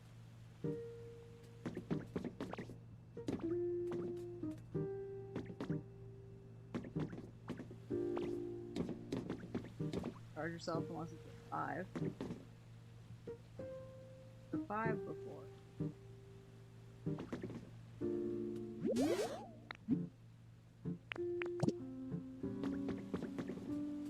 But yeah, so she. Then yeah, they giving her energy. Can I fast travel while she's following me if she'll fast travel with me? Yeah, it's sad.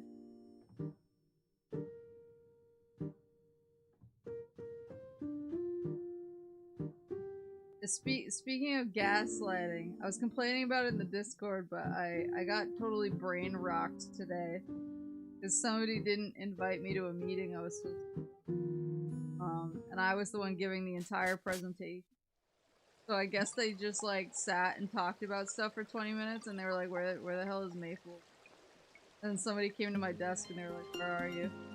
And I was like, what the fuck are you talking about? And they were like, the meeting. I was like, I'm not in a meeting right now. Look at my calendar. And they were like, So they just brought me in and I had to do it cold because they didn't want to admit to the client that they fucking forgot to invite me. So instead I had to show up looking like like a shithead. Because I was very like blindsided, and I think anyone who knows me could tell that I was off my game. And so I was kind of like, and here's some data. Here's a PowerPoint slide. Very, PowerPointy. But when I pointed out, when I was like, no, I'm not in this meeting. I don't have a meeting scheduled right now. The guy who came to get me, to tell me, like, to come to the meeting, he was like, why not? You're in all of these meetings. Like, it's like a quarterly meeting that happens. This is the first time I've ever been in this meeting. And you know why? The reason that this is the first time I've ever been in this meeting is because they're having me stand in for one of the people who got laid off, who used to handle this part of this part of the quarterly presentation. So they laid somebody off and basically just straight up had me replace her, and then immediately forgot to add me to the meeting in her place. And so, but somehow, everyone has convinced themselves that I've done this the entire time. So every time I've brought up that this is the first time I'm doing this meeting, they're all like, no, you've done it for a while. And I'm like, what the fuck are you talking about? This is the first time I've ever done this. I've never done this before. Literally, the person who did it before was laid off. It's just not what I do. And they just keep being like, oh, no, but you've done it. And I'm like, but I haven't. And so today, I had been joking with my boss, like, yesterday or the day before. I was like, yeah, I know I'm supposed to be in some meeting where I'm presenting this quarterly, like, data report. But I was like, I bet they're gonna forget to invite me to the fucking meeting. And I was joking, and then, like, that it happened. And so then I went in and I was like, bro, guess what happened? And he was like, what the fuck? And then he was like, that's odd, why would they forget to invite you? And I was like, that's why I'm confused. I was like, they're all insisting I've always been in this meeting. I've never been in this meeting before. I feel like I'm being fucking gaslit. And he was just like, let's calm down.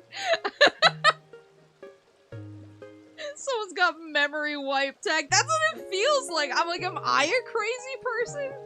Like, I'm trying to figure out how everyone else has invented this universe where I've been doing this one specific presentation every quarter for like a year. And I'm like, this is the first time I've done this. Like, I don't know what any of you are talking about right now. Imagine if you were always supposed to be in the meeting, they just assumed you were in each of- That would be even funnier. If like, they legitimately meant for me to be in it for a year, and this is the first time they noticed I wasn't there. That somehow would make it way funnier. But instead I'm just like, tearfully, you are all so stupid.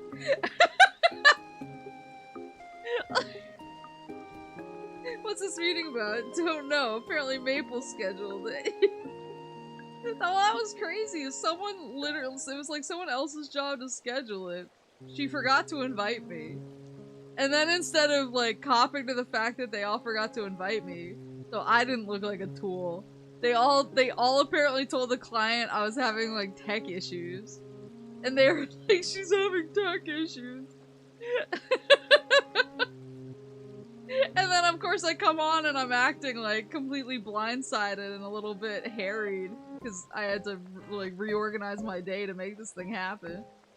I had to like go really quickly and ask a bunch of other people to move meetings around.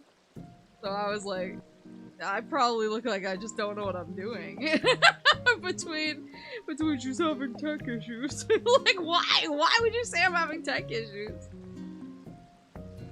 If it makes you feel better, my boss forgot to invite me to my own one-on-one. Yeah, she's like, oh, she's having tech issues, so we'll have to go see where she's at. Like, just tell the truth. Should have come and said, yeah, my tech issues is these dumbasses don't know how to use a Google Calendar. So true. Real and true. I think I would have been, like, more forgiving of it, but I had also been, like, pretty much all day, I'd been dealing with another issue. Where there's this, like, massive project that we're for some reason doing entirely in PowerPoint. Like, we're doing all of the design and, like, layouts in PowerPoint. And I don't fucking know why, but, like, they're insistent that we do so. And instead of, like, submitting feedback and calling a meeting to talk about edits and feedback like normal people, they're doing all the feedback via PowerPoint comments. And so it's been driving me slowly insane because I'm like, this is the most low IQ way to do any of this. And but I've still been trucking along and doing everything they ask because I'm like, I work for you, boss. Like, I don't care. I'm in here to get the job done, make sure none of my kids suffer, and get the fuck out. and so, but then today, I guess, there was like a part of the project that I hadn't touched at all. It was like entirely to other people, and I'd never touched it. And that was pretty well known that I was working on a very specific part of it. But today, the salesperson was showing it to her client, and the client noticed all these things wrong with it in these parts that the other people had worked on. Unfortunately, those people were both on vacation today. And so, instead of telling the truth, and being like, sorry, the people who worked on that part are on vacation today, so I don't know why they did that. Or, instead of accepting responsibility herself, and being like, sorry, I'm a dumbass and I didn't even look this over before I presented it to you, she decided to unceremoniously yeet me straight under the bus. And I suddenly start getting, like, PowerPoint comment notifications in my email where it's all, like, tagging stuff that I've never seen before in my life with, Maple, I don't know what this means. Like, can you look at this again? Or, Maple, this information is not correct. Can you please, like, make sure that this is updated? And so I was like, and I looked and she was on a Zoom call while these were coming in and I was like, oh my god, this dumb bitch is afraid of her client, but doesn't want to, like, cop to anything or tell the truth, so she's just being like, oh my god, my coworker Maple's an idiot. I'll make sure that she handles this right away. And so I immediately started commenting back, I didn't work on this part, smiley face, but I'm happy to try and fix it for you. So I was already in, like, kind of a stanced up, like, mood when the second thing happened, and so it made me completely crash out, and I was just, like, yelling at my boss that I was being gaslit by everyone, and he was like, go home, play a video game, take a breath. You don't need to make an enemy of the entire world today. And I was like, no, I certainly do. Girl boss Jeff Light, Jeff Keep.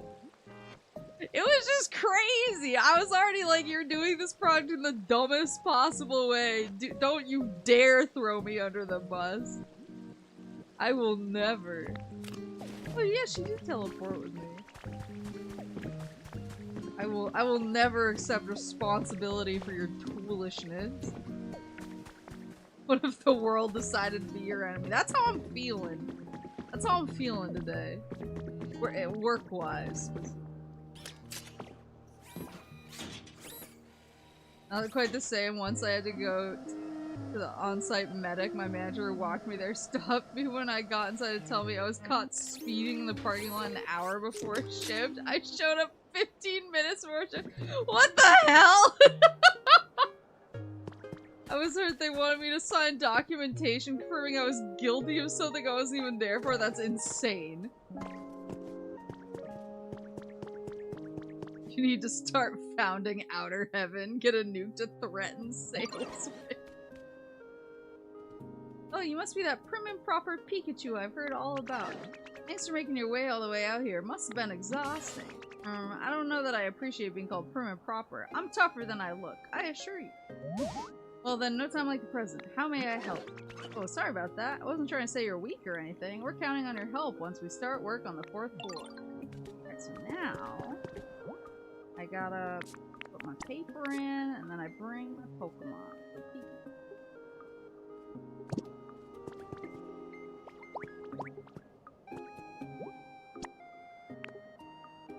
Oh, for Giraffe Rig and Snivy. Gotta go back to the other island. I mean, I was fully like ready to destroy by the end of the day. So I was in kind of a mood. And I was like, I need to get some of this energy out before I play POKOPIA, or I'm gonna be saying some unkind things.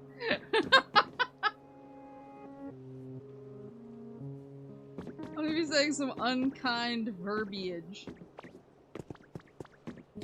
Well, I think it's like really bad. I've been in a really bad mood about it because, and I'm sure that like everybody deals with this, but, like I feel like when I was in games, I worked with a lot of parents, but they were really cool and were like, uh-oh. That was weird. My monitors are like, hello? What is going on?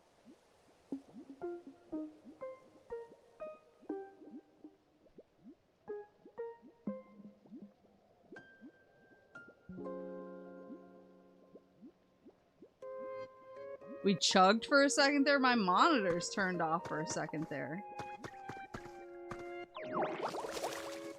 That was extremely bizarre. Huh.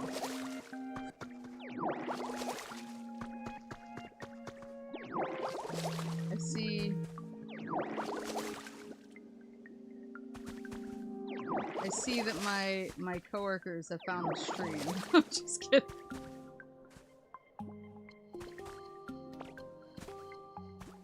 I've definitely been invited to meetings halfway through. Everyone was like, oops, we forgot to invite this guy, not gaslight the other person about tech issues. It's just crazy, because it makes it sound like I don't know what I'm doing.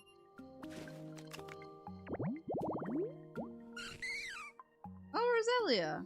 Fancy resting area. I think I have that kit.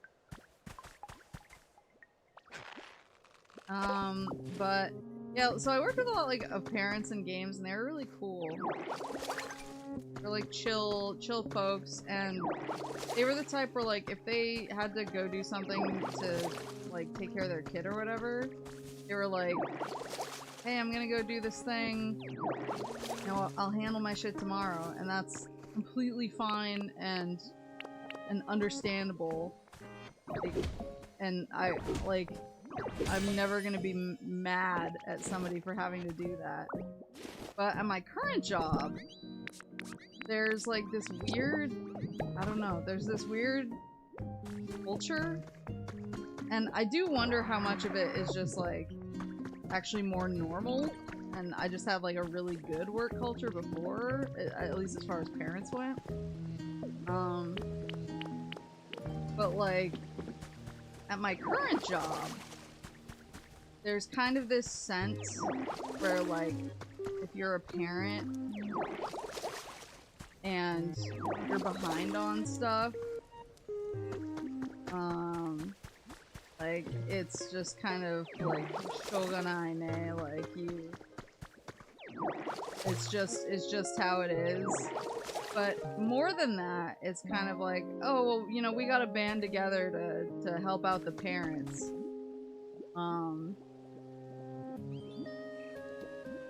Which I think like here or there is fine, but it's a little bit, it's so like frequent and constant.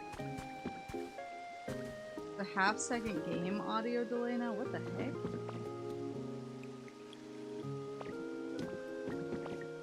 Let me see if I can refresh my capture.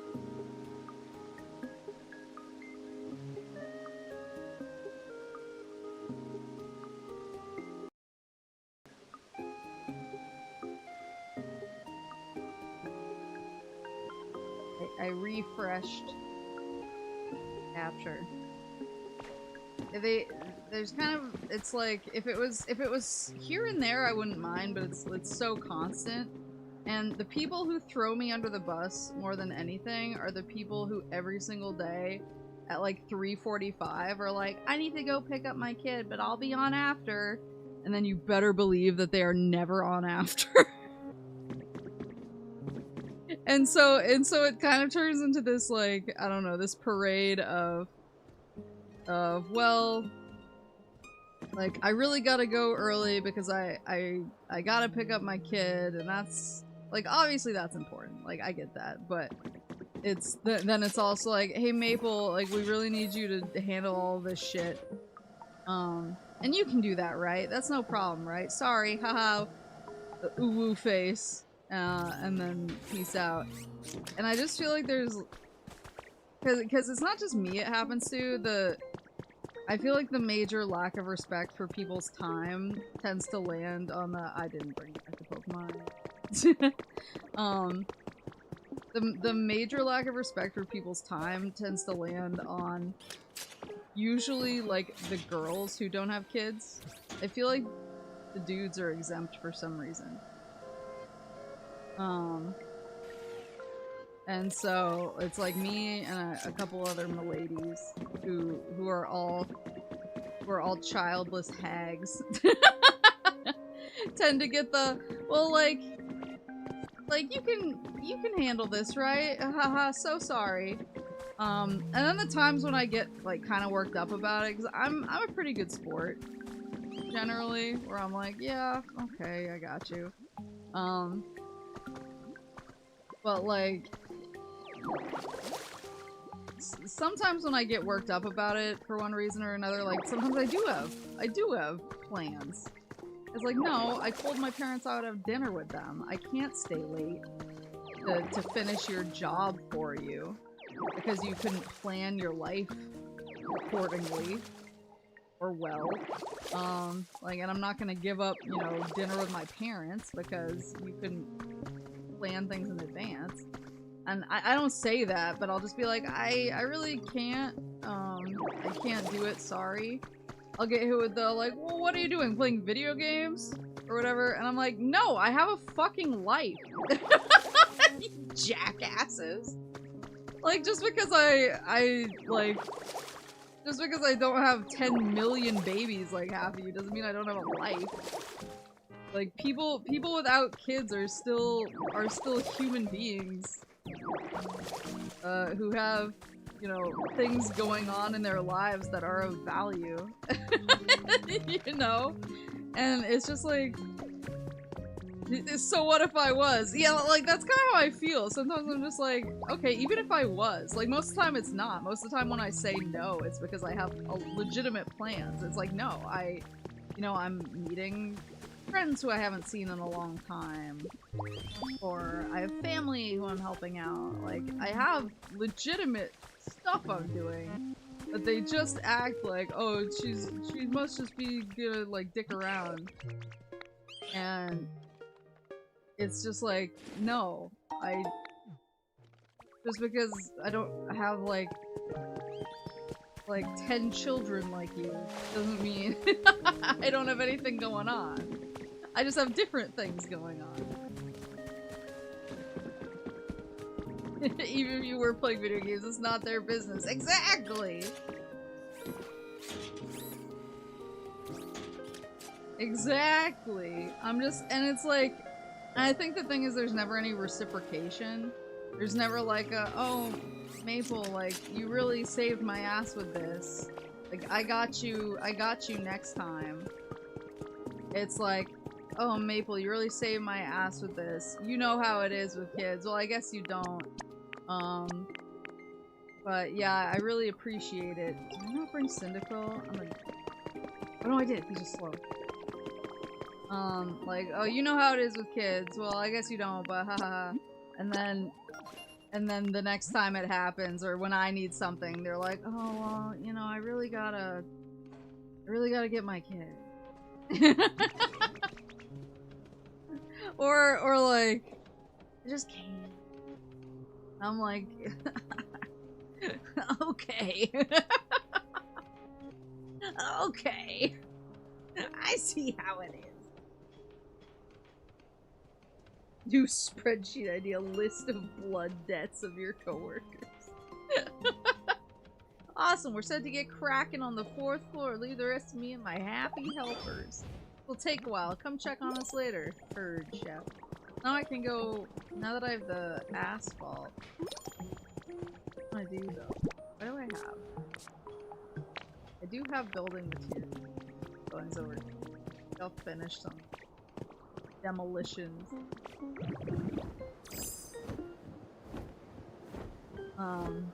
Yeah, it's just frustrating because it is very like demoralizing. You're just like, oh, people here think that my time is like worth less. or like people don't view me as like a whole person who has things worth doing.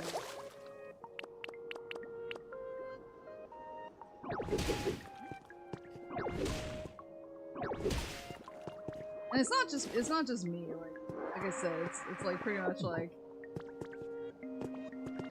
any milady without kids kind of gets the same treatment.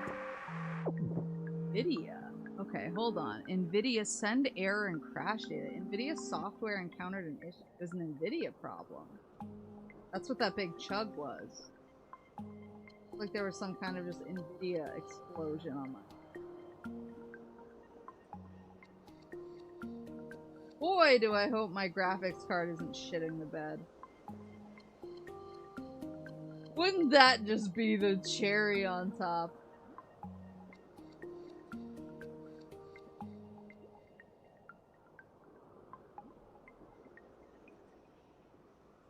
Settings.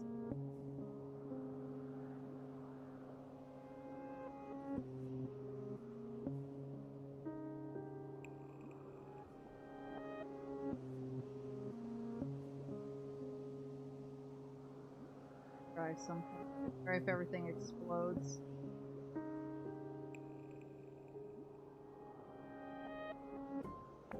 My NVIDIA app lagged my PC the other day, made me update my graphics app.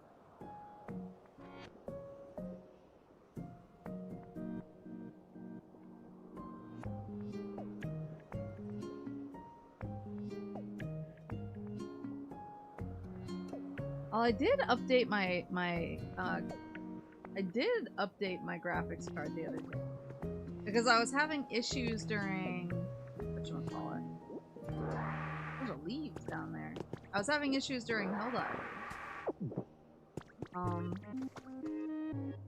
What? Oopsie. Break all that.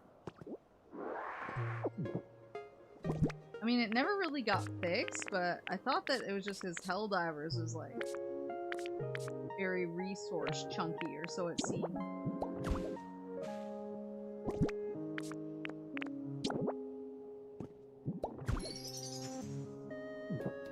I changed my settings a little bit, so let us pray. I'm too strong. Strong isn't the right word. I think I'm wailing away too fast.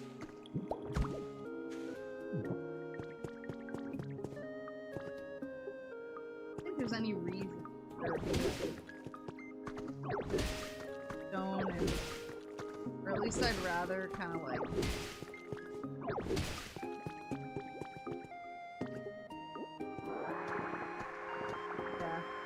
like, I know that I should probably be, like, just a nicer person. and more, I guess more patient. But I think it's been going on long enough that it's really grating on me. And it is so, like, one-sided and there's no accountability for it. It really is just, like, Maple gets the short end of the stick for kind of discriminatory reasons.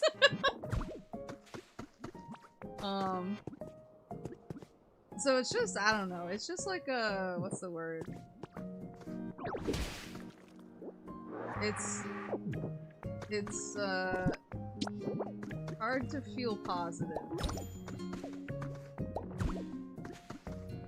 I think you might be too nice and people take advantage of that. Probably. Actually, I had one of my kids say that. Because that happened with something. I basically have been doing somebody else's job for like a month now. And I think I'm still doing it because they know that I will, pretty much. They know that I can't just let the project fall apart. I was getting really stressed out about it because I was like, this is not my job and I don't know why I'm carrying this all by myself. The kid was like, because, like, you're nice and at your best, or he was like, you're nice and at your worst, you're better than a lot of these people at their best. And I was like, thanks. That's really sad, but thanks.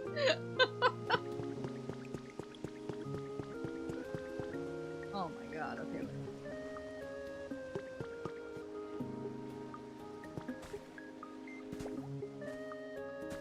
Okay.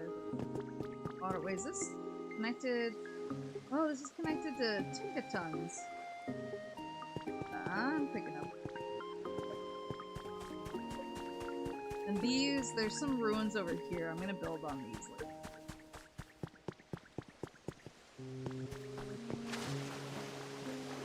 Don't forget about MSF. Gotta learn the zoomer art of quiet quitting, aka doing, you're paid doing nothing else. I've gotten a lot better at that actually. Like for the most part my hours have been more in control. I think it's pretty recently things started kind of acting up.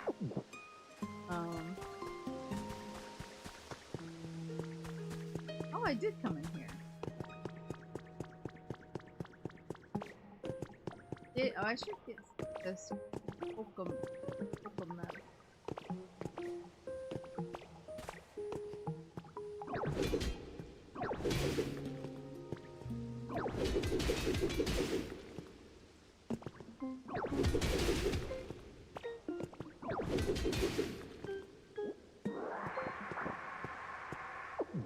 Yeah, and I know to an extent it is like, just tell people to fuck off kind of thing. Like I said, I've gotten better at it. Just in certain situations, I really get, like, put up against the wall. Especially where, like, I don't have warning of something. And all of a sudden it's an emergency, and I kind of can't say no without things going drastically wrong. And I need to, like, learn the art of just, like, letting people get cooked. Suffering for their mistakes.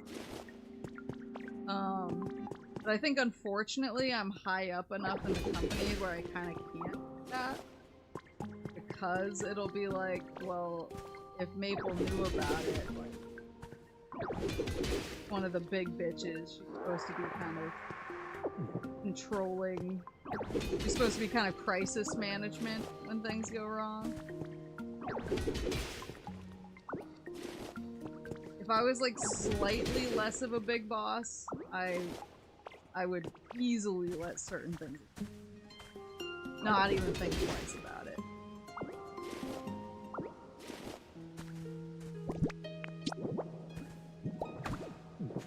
But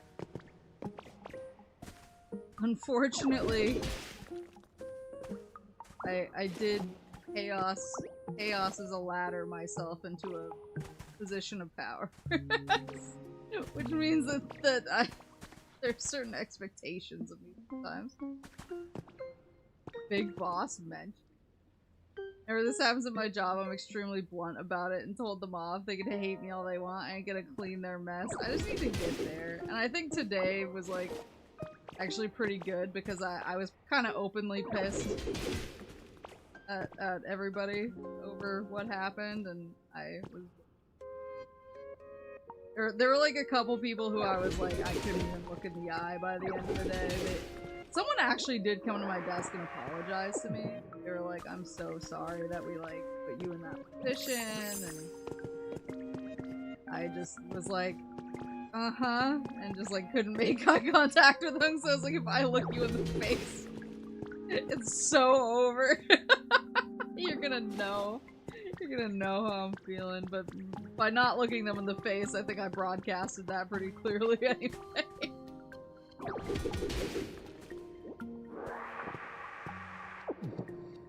Simultaneously one of the most senior workers in my department, also the least helpful person who refuses every extra task handed to me. That ain't the truth. Yeah, it's a hard balance, especially because I am like naturally a little bit of an overachiever. Island.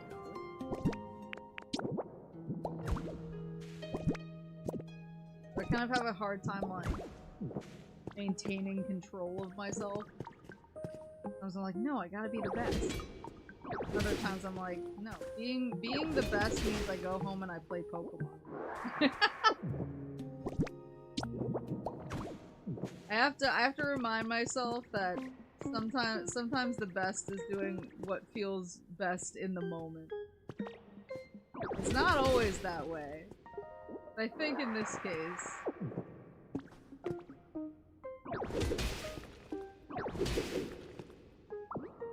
fair hit.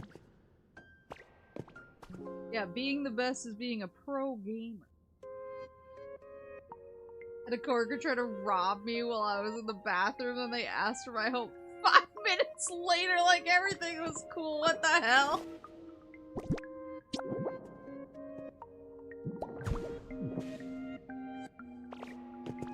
Well, one thing I am doing, if anybody thinks I'm working tomorrow, they're shit out of luck.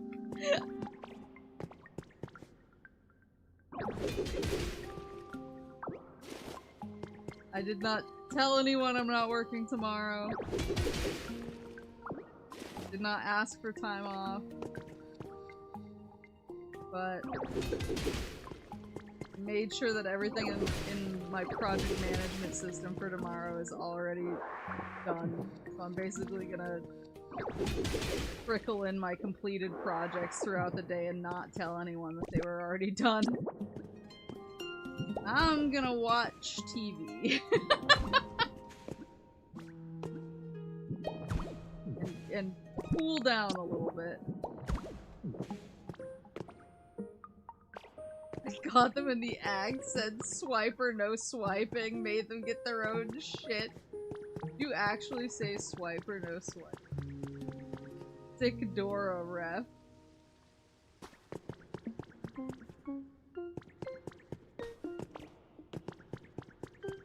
Yeah, I've been playing so much POKOPIA. I'm like now behind on my Pokemon C to A Pokedex efforts that I was going. So I need the time tomorrow to catch up on that, and they should respect that. I'm tired of respecting other people's time. They can respect my time for once. My time is filling my goddamn Pokedex.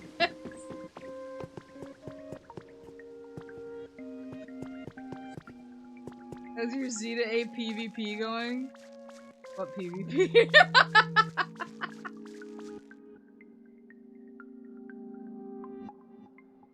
I wholeheartedly refuse to engage with the PvP system unless there is a gun to my head. I need one more of those. I need them for a habitat, actually.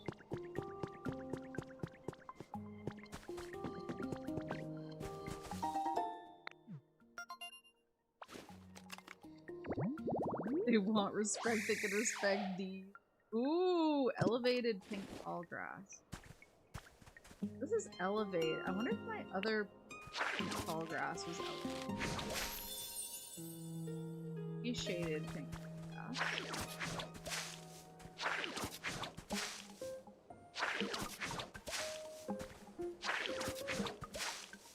Oh, apparently not. I haven't gotten this habitat before.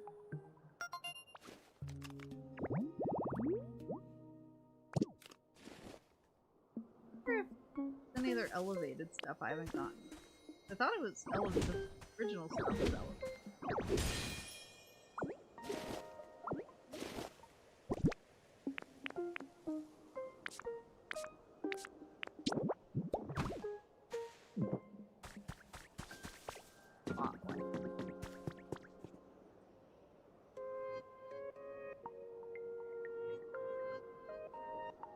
Yeah, my Zeta A.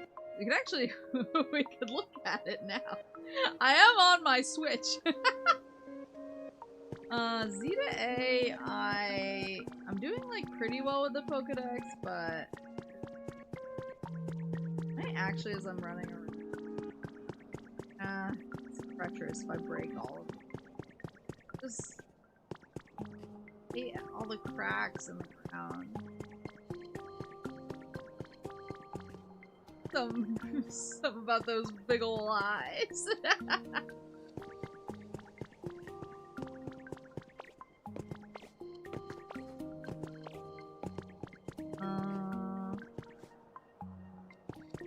There's an old Asian woman who wouldn't get the reference. Then you just gotta tell her to watch Dora.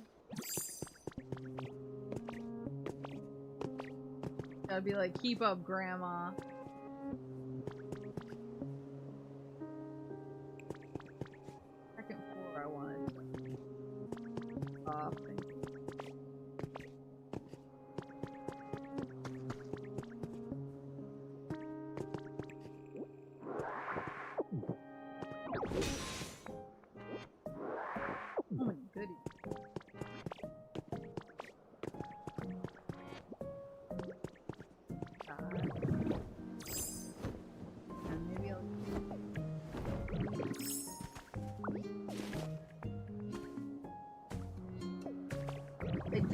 I did ask one of the Zoomer kids at work today, because they brought up Banjo-Kazooie.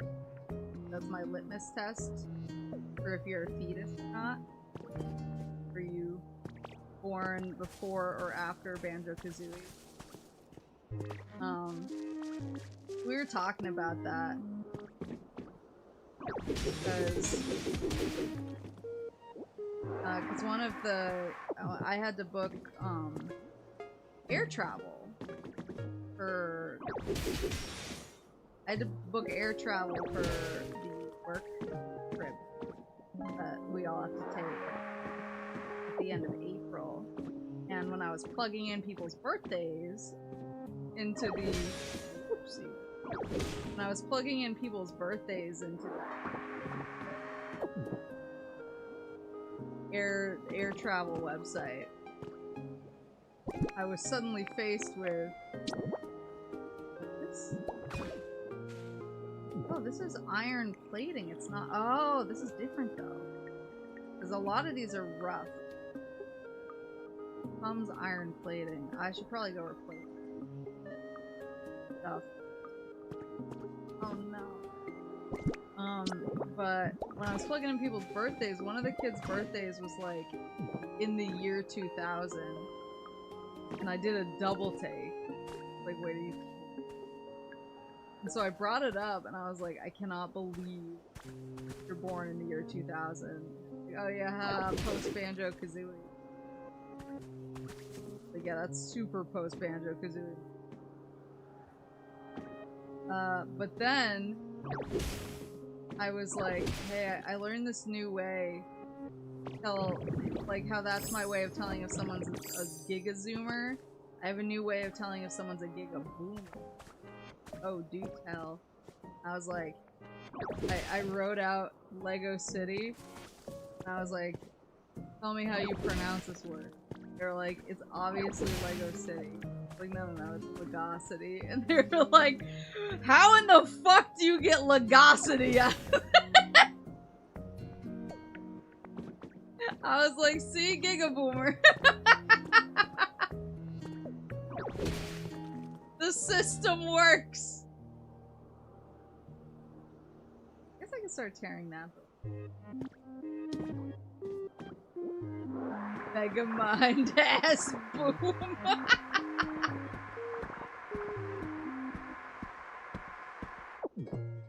Post Banjo, but pre-Tooie. You basically asked if they were born before or after BC. Yeah, for me it's BK.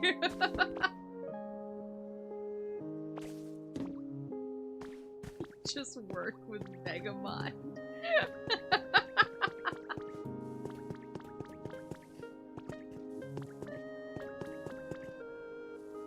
Going to destroy you, but a few years back I was working late.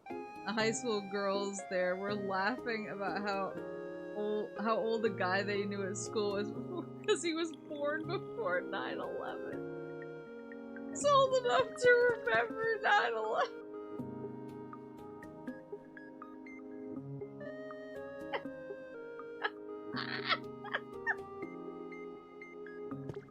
Oh boy. Yeah, actually, my bus driver got in trouble because they basically decided, I know some schools, the teachers, like, turn on the TV or whatever, but our school decided, like, we're not gonna turn on the TVs for, like, while 9/11 is going on, we're gonna let people's parents, like, kind of handle it how they want to.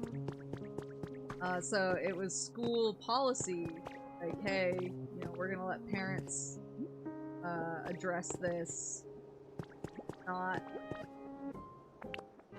talk about this with the kids. We're just gonna let them go home and talk with their parents about it. And my bus driver could not fucking help herself, and she was basically, we got on the bus, and she was basically like, y'all heard about 9/11?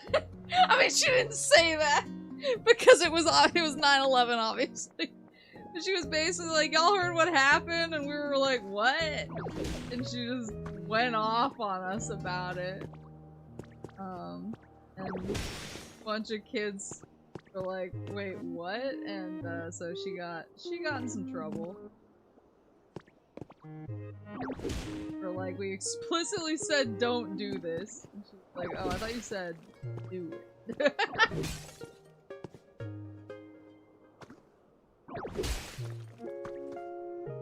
Wasn't aware 9/11 was a thing for half a decade. Did he buy this? Imagine starting a conversation like that. Well, she was just like the most.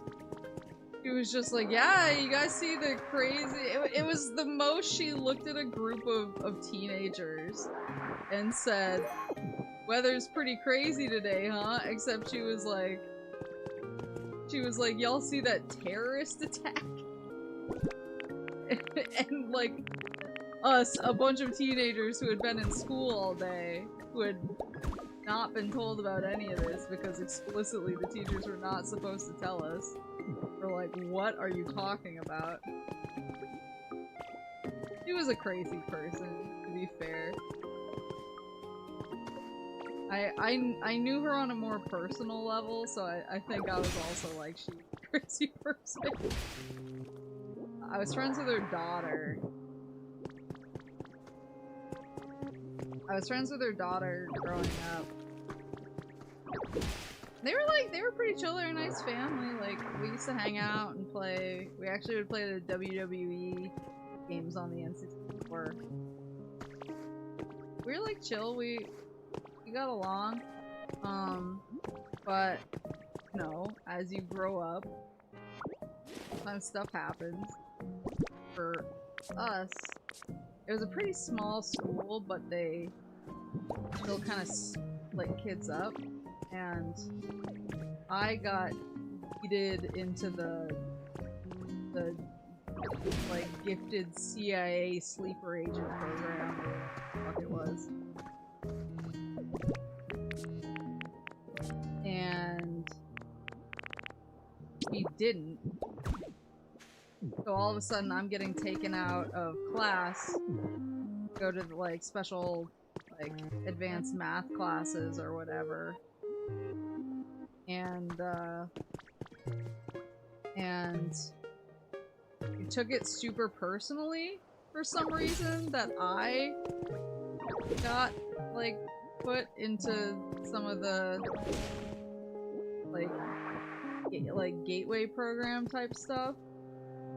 She didn't, and she kind of made it this weird thing where she was like, you got put into the gifted program to spite me. like that was, it was very bizarre. Like, she just kind of made it this, like, it's very bizarre, like, oh, you're only doing this to be mean to me, and I was kind of like, I don't even want to be in this. Like, the school told me I should, and my parents want me in it, so I'm here. And she was kind of like, you left me behind on purpose, and I was like, I didn't do fucking shit. And so that caused a lot of tension.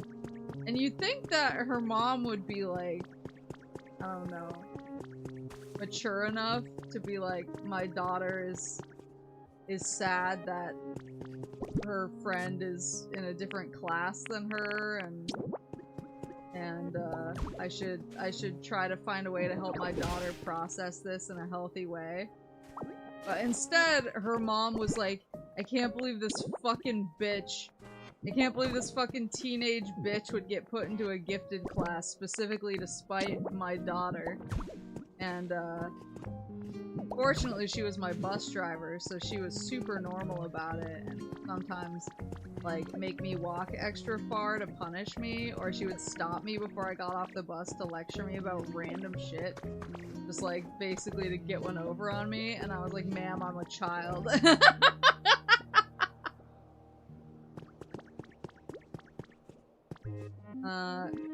So when she broke the 9/11 embargo, I can't say I was like the most surprised, because I was like, this woman has a track record of being unhinged, so it's not like super surprised. Because when I got home, I immediately, I think the school had called everyone's parents, like, hey, you know, we're not going to be addressing this with the kids. We want you guys to be able to talk about it at home and handle it how you want to handle it.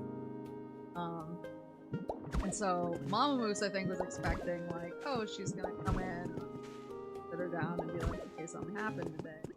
Instead, I basically came in and was like, what the hell is this about planes? And she was like, wait, how do you know what's going on? I told her, I was like, oh, the bus driver blabbing about it to us, and she was like, what the fuck? Like, this crazy bitch. I was like, okay.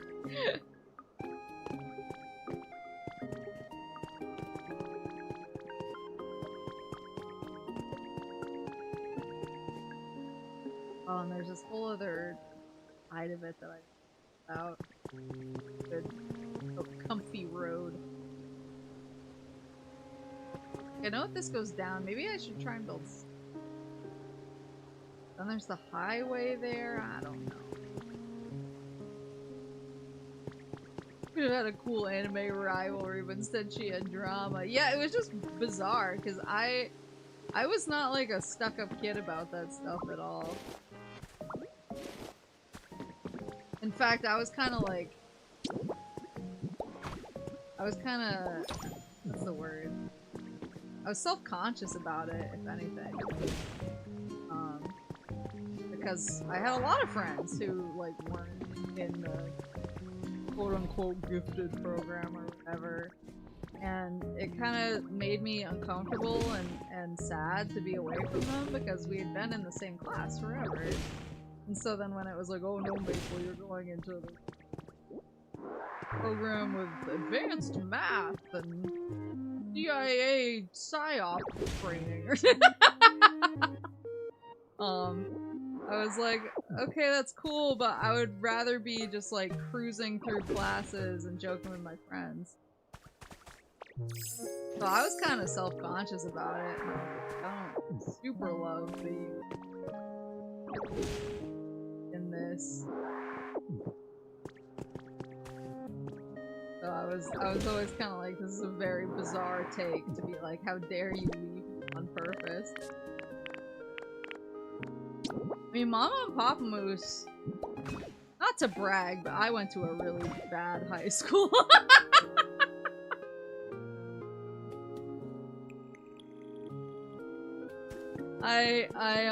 It actually came up at work. It was yesterday. Being where I'm from is kind of funny because it is what it is, and it's nice and I love it. But I will say during like COVID and afterwards, a lot of people from further south have moved up here, kind of in the pursuit of like college lifestyle. People who are like, COVID sucked and I just want to be in nature and have more space, have kind of moved here in droves, and it things more expensive, and we all kind of joke about it. We're always like, fucking massholes coming up here, buying up our property. But it is like a real thing that's happening. And so, I always forget that a lot of my coworkers actually fall into that category. Are they purple, or are these the right color? Are they kind of the right color?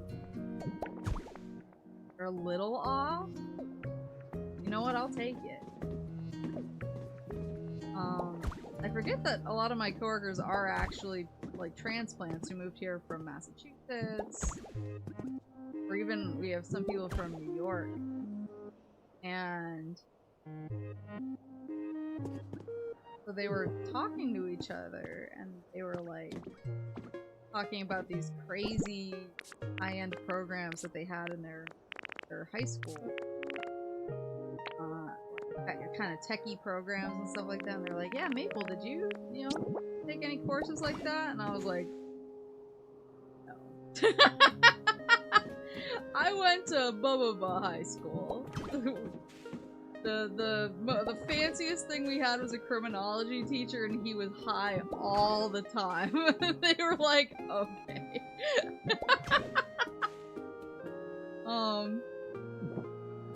There. That's but I forget that aspect a lot.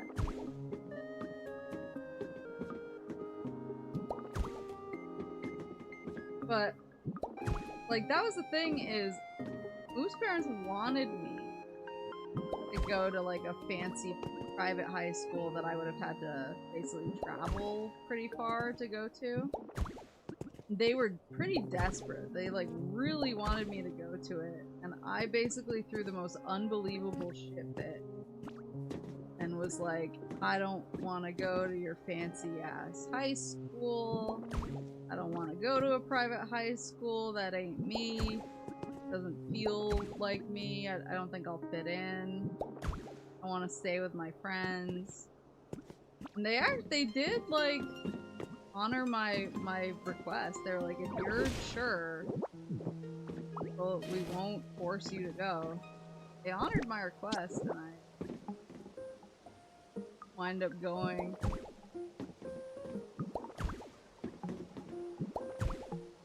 To the private high school or anything.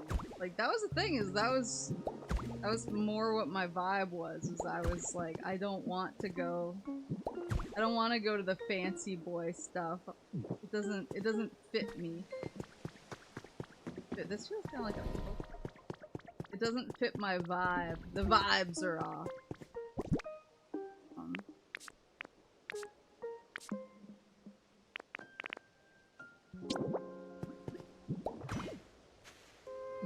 I will say the criminology professor I had in high school, he was like probably the fancy type of teacher we had. But he was insane. He once told us a story about how his... What did he ask? He told us a story about how his daughter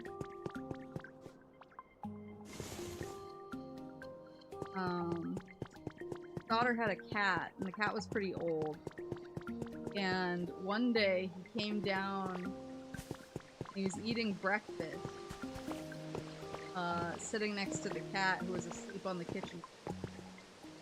And suddenly realized that the cat, who was very old, had passed away on the kitchen table.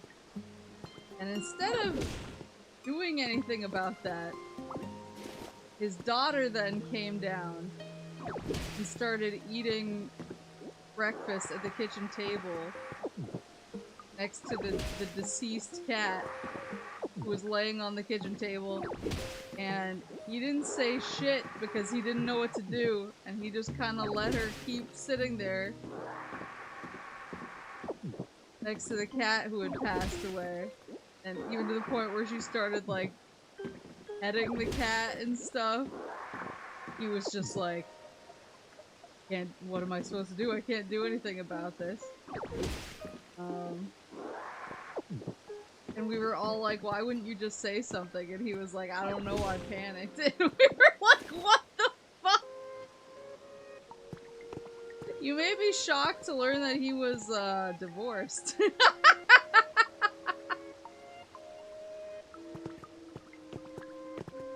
You may be shocked to learn that his wife was not a fan of his shenanigans. I'll just leave Grace. Water feels like it should be coming down through here. Kind of feels like a little bit of a canal. That implies he was married. He was. He was married, at least for a little bit. But yeah, his wife, wife divorced him.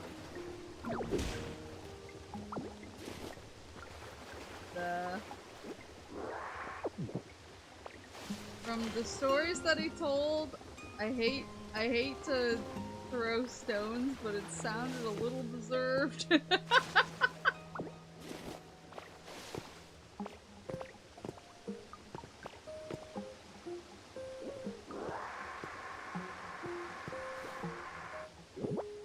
I don't want you to go completely.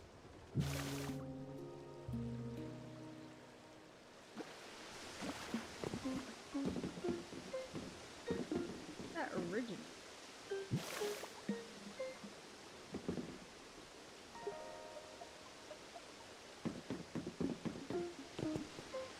I didn't really want it to be like.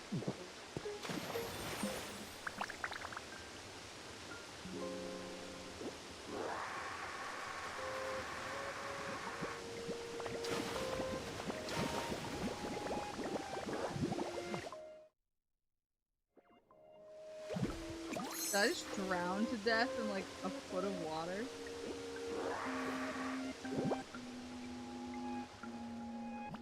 Sometimes you be like that, I guess.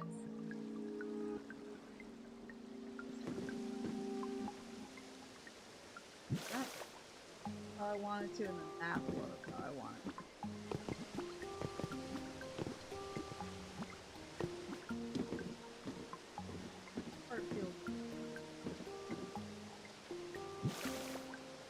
Oh, that might be.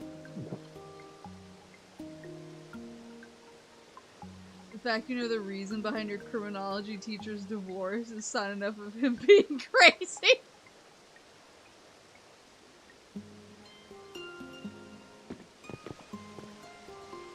He was a character for sure.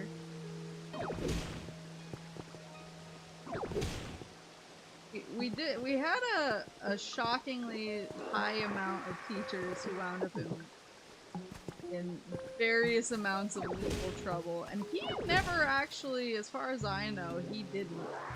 And I was always kind of surprised by that, because I was like, this dude's gonna get arrested.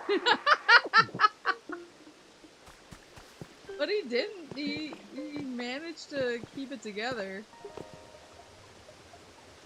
Outside of the whole divorce thing. Managed to mostly keep it together.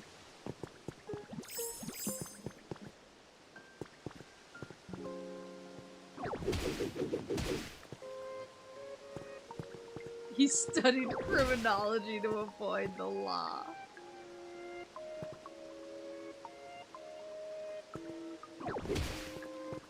The HM dive.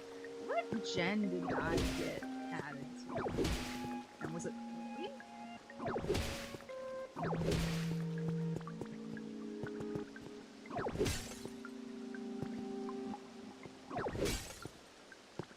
Surprising how little ethics are needed to become a teacher. I had some amazing teachers, and then I had some teachers where I was like, I don't know how you got here. I had, and sometimes it wasn't always their fault either. Like, I had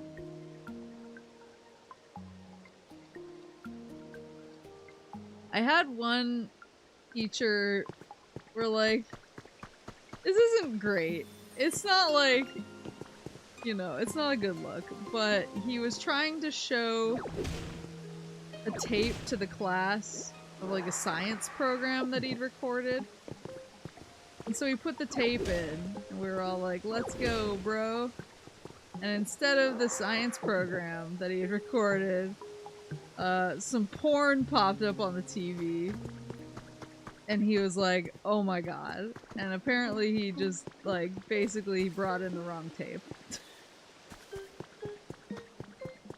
And, but if you know, show explicit materials to a bunch of teenagers, obviously you're gonna get in some shit. So he did. Got suspended, I think, and I think there was like an investigation and stuff, but like it did not seem like it was his intention. It seemed like he really was just kind of a freak and he grabbed the wrong tape. So I did feel a little bad. I'm amazed he wasn't turbo fired that second. I think, like, it was pretty obvious that he was legitimately horrified, so I think that helped. But then I did have another teacher that did wind up in turbo prison. And I always thought he was a weirdo. Like, he was actually really popular, too. He was one of the really popular teachers, and I was always like, I don't know, something's off. I was just like, he had like some kind of vibes I didn't like, and so I always kind of avoided him, and then it came out like, how long after I graduated? Came out probably 10 years after I graduated. That he was going to be spending a very long time in jail, and I was like, yep, that sounds about right. That was what the vibe check told me.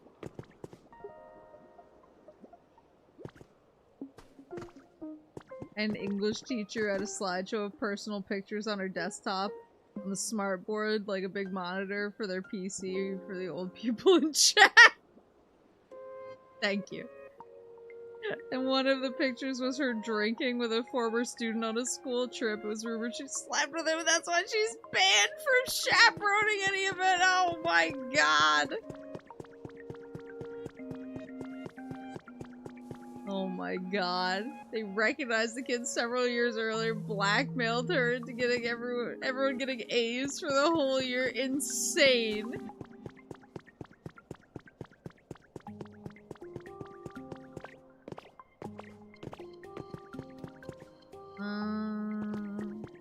I got rid of that 1 second floor. There's another one right here.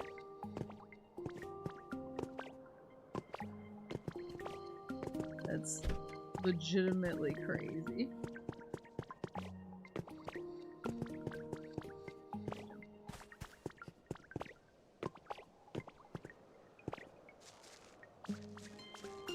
He was one of the worst English teachers I ever had. I had a really awful English teacher in college, actually. And like, I hate to be, because I know teaching is hard. So I kind of hate to besmirch her, but she was just really not good at her job.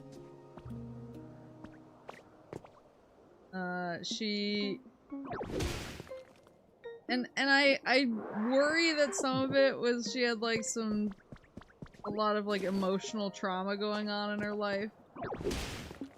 We did have like a really violent tragedy happen on campus. The year that I had her, and I guess she knew the students involved, which was terrible. But I think she was also going through some like super contentious divorce. And like her husband wanted custody of the kids, like that kind of situation. So like you gotta feel bad. You gotta feel bad, but then at the same time, it was also like, I don't know if I learned anything from her. Because every single class was, we would be sharing our creative writing exercise for feedback and discussion.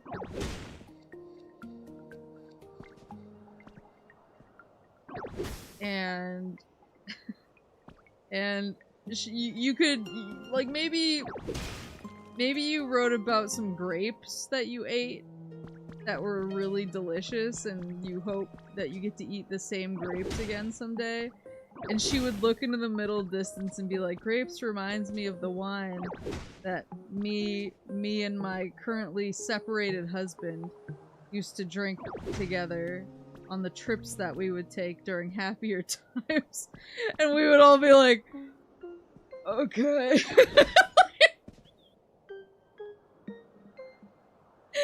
It's like anything that you could say, any sort of like learning or classwork that you would try to do, she would immediately be like, this reminds me of a puzzle. A very divorced puzzle. Like, I feel like we were all as a group, like, at all times desperately avoiding trying to set her off on, like, another divorce tangent, and then she would find a way. It was the most, like, life finds a way situation I've ever been in. You could bring up literally anything, and she would just be like, this reminds me of my divorce. We would, like, it was like, how do we burst out of this? And it was just, you couldn't. I think by the end, most of us had, like, accepted that it was just like, no, we just have to, we are going through this divorce with her.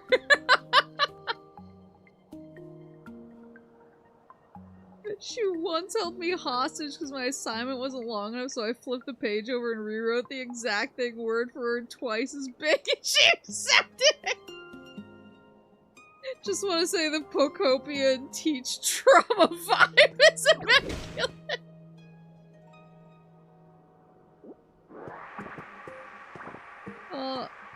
Something about Pokemon always it reminds me of simpler times.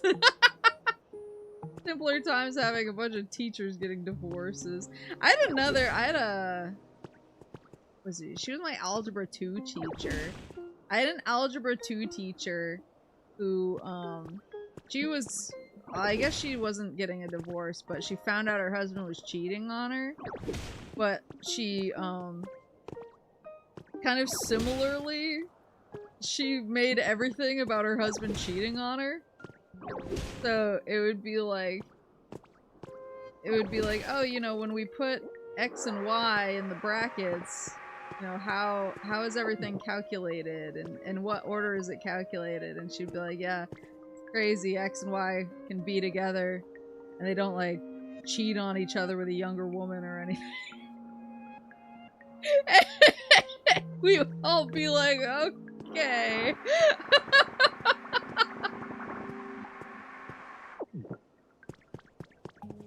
I had a tech teacher who was actually just the basketball coach. He was let go after he accidentally cast adult material to the monitor during class. See? See? It's a thing! I don't know why everybody has, like, a teacher who accidentally cast porn. Who then gets in deep shit for it. It feels like guys, like, check your shit before you put it on the big screen. One day when handwriting is fully phased out, kids will be confused when we talk about our school days. Yeah, I've already had some issues where I deal with people writing in cursive a lot, and I've had kids be like, I don't know what this says, and I have to, like, interpret for them. My biology teacher showed us spider's eggs once.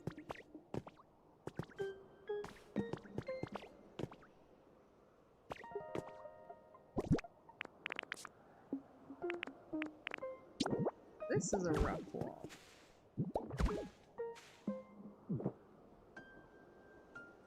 Only fucked up thing I remember from my time in school is that the guy in charge of inclusivity and ethics was caught on tape saying racial slurs. Jesus.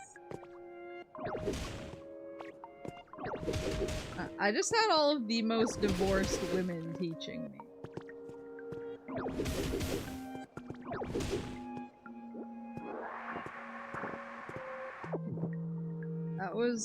That was what defined my schooling experience.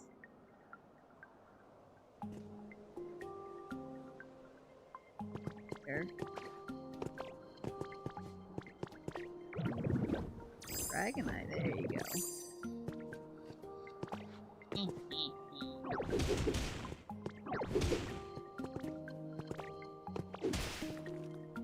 It is funny though, I just like to bring it back to Pokemon. I was always like, I was one of the early Pokemon adopters in my class. But they banned Pokemon, like actually trading Pokemon pretty early because they were like, this can lead to, you know, kids taking advantage of kids who don't know the system as well, or pressuring each other so that kids will get their Pokemon stolen by kids who pressure them to trade or whatever. But obviously all of us as kids, we were like, we just want to trade Pokemon. Stop trying to stop us from trading Pokemon. So I set up like a secret Pokemon trading ring where we would all hide in a very specific part of the playground, and we would kind of like keep our Game Boys kind of inside of our jacket pockets and just act like we were like either drawing together or playing some of those like outdoorsy playground games but they're a little bit like outdoor board games, I guess. So we were like trying to hide the fact that we were still trading Pokemon because it was outlawed.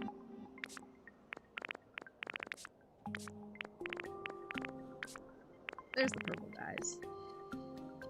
Wait, there's... Wait, is this a different color?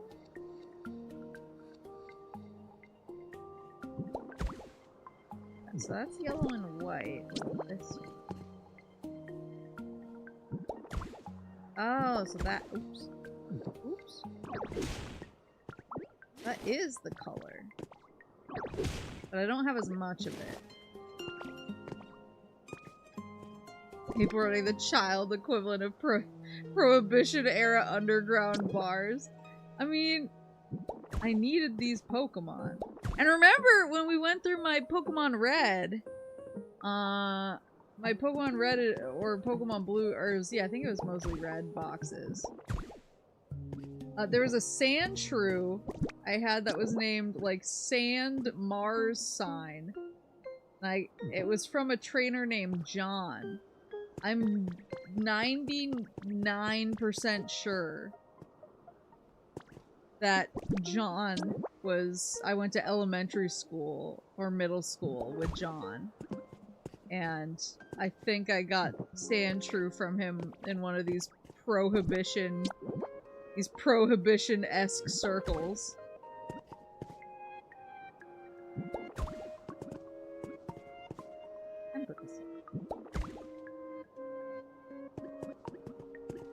I got Sand Mars Sign from John.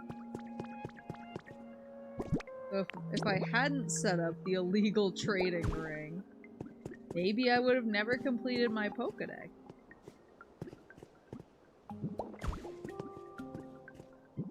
There we go. I don't think I have any extra windows on.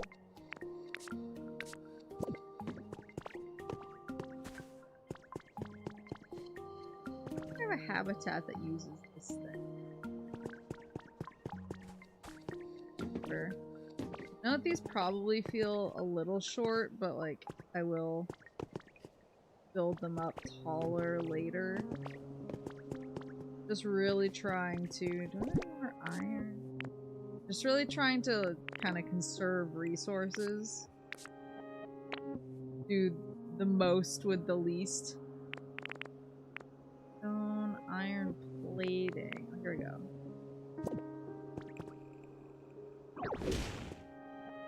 Just trying to get as many Pokemon into moderately nice houses that they will like in order to get my environment level up. And then once I unlock more crazy stuff, that's when I'll get like time for luxury.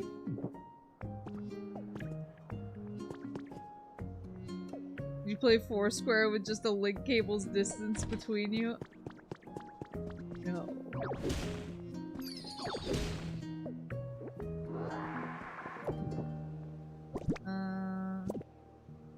Foundation? Oh, wait. It's like half foundation and half protruding wall. Some of these builds are strange. I can't get a handle on like what the original layout of the building looked like because it's so crazy now. Iron.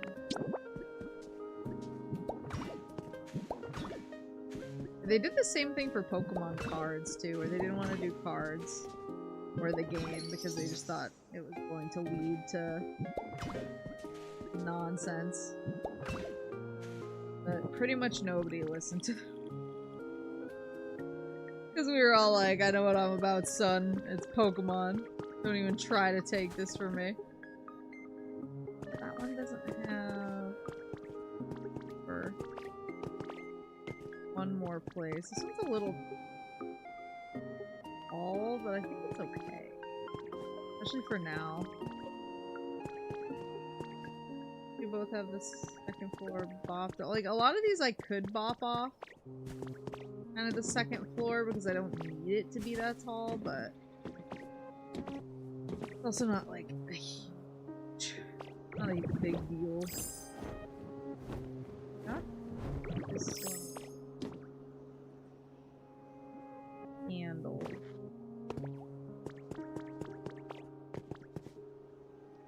I'm taking screenshots at the beginning of the refurbishing process.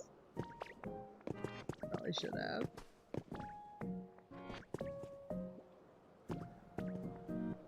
This one I'm not, yeah. I don't think there's a good way to make make this comfortable house? I mean, maybe? I have to move stuff though. Actually, now that I'm looking at it, I have an idea. I have a vision.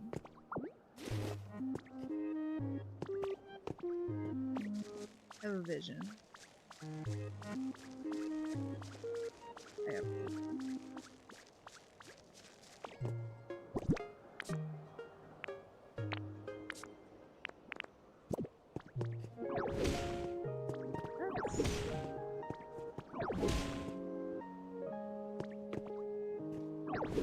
Yeah, because I think they were all like kind of tall buildings. Because you guys remember what so this is, I think, supposed to be Saffron City. Saffron City was a bunch of those. Oops. The water got built. Saffron City was a bunch of those kind of high-rise apartment building type things. So I think these are supposed to be kind of, yeah, big tall apartment buildings, and I'm kind of just refurbishing them into shorter houses. Which is fine, because we're Pokemon, we're not people, we don't need... Ugh. Fall into the abyss. Oh, look at the new... This.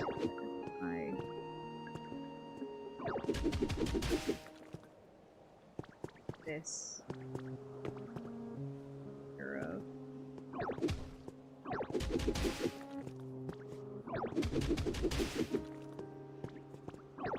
I don't care. I could be more reckless, but I also don't want to fall.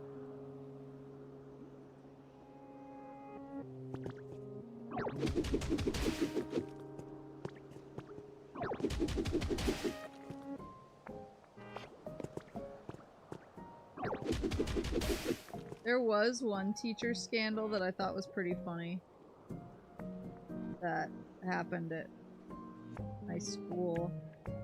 One of my teachers dressed up as Dracula for Halloween, and a girl reported him because he was too scary. And he was like,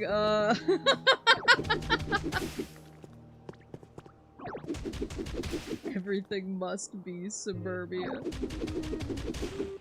just feel like they'll be happier with more room.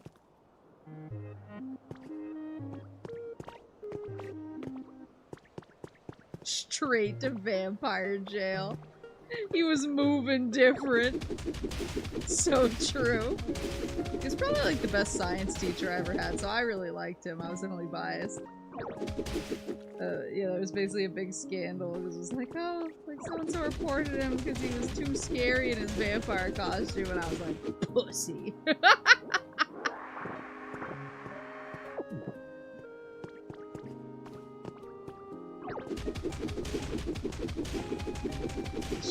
She didn't know that, he pushed the camel through the eye of the needle.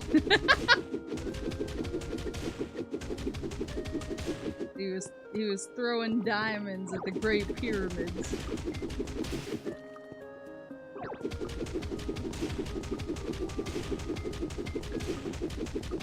I have a vision.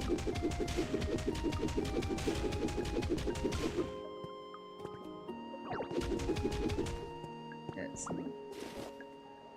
my pole. There we go.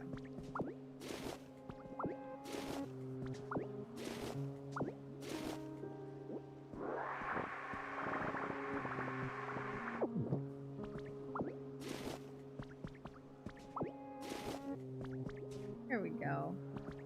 One of my kids at work discovered Dracula Flow the other day, actually. They're always sending me like Instagram reels and TikToks and stuff, and I'm like, listen guys, I don't use any of this. I do not use these platforms. And they're like, you can just click the link and view it on the web, and I'm like, okay. But they sent me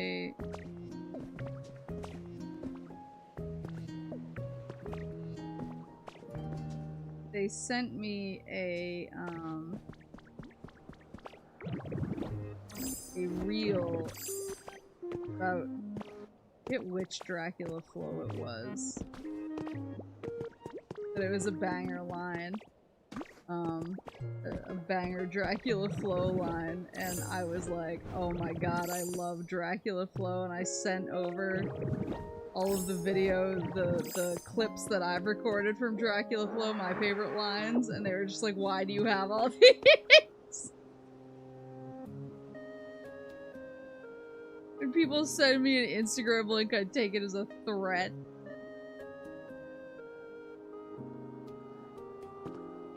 Reminds me of this great sub I had for algebra once who completely ignored what he was supposed to be teaching us to lecture us about all this other cool higher concept math stuff. I once had a substitute teacher. She was probably, I want to say she was 78 or something. She was old. And she basically completely disregarded everything we were supposed to be learning in class because we were all asking her about her tattoos. And we were like, because she just had these cool tattoos on her arms. And we were like, when did you get those? Did you get those when you were younger? She was like, no, I got them like a year ago. And we were like, what, really? Even though you're so old? And she was like, that's the best time to get tattoos. She was like, you should all get tattoos when you turn 18. Here's some ideas. And she just basically went on like a tattoo rant for the entire class. I was like, oh my god, she used to be so pissed. That was real hag love, yeah. It was funny because we had two like dueling sub hags. And they were completely at odds with each other, and they hated each other. They were both in their 70s.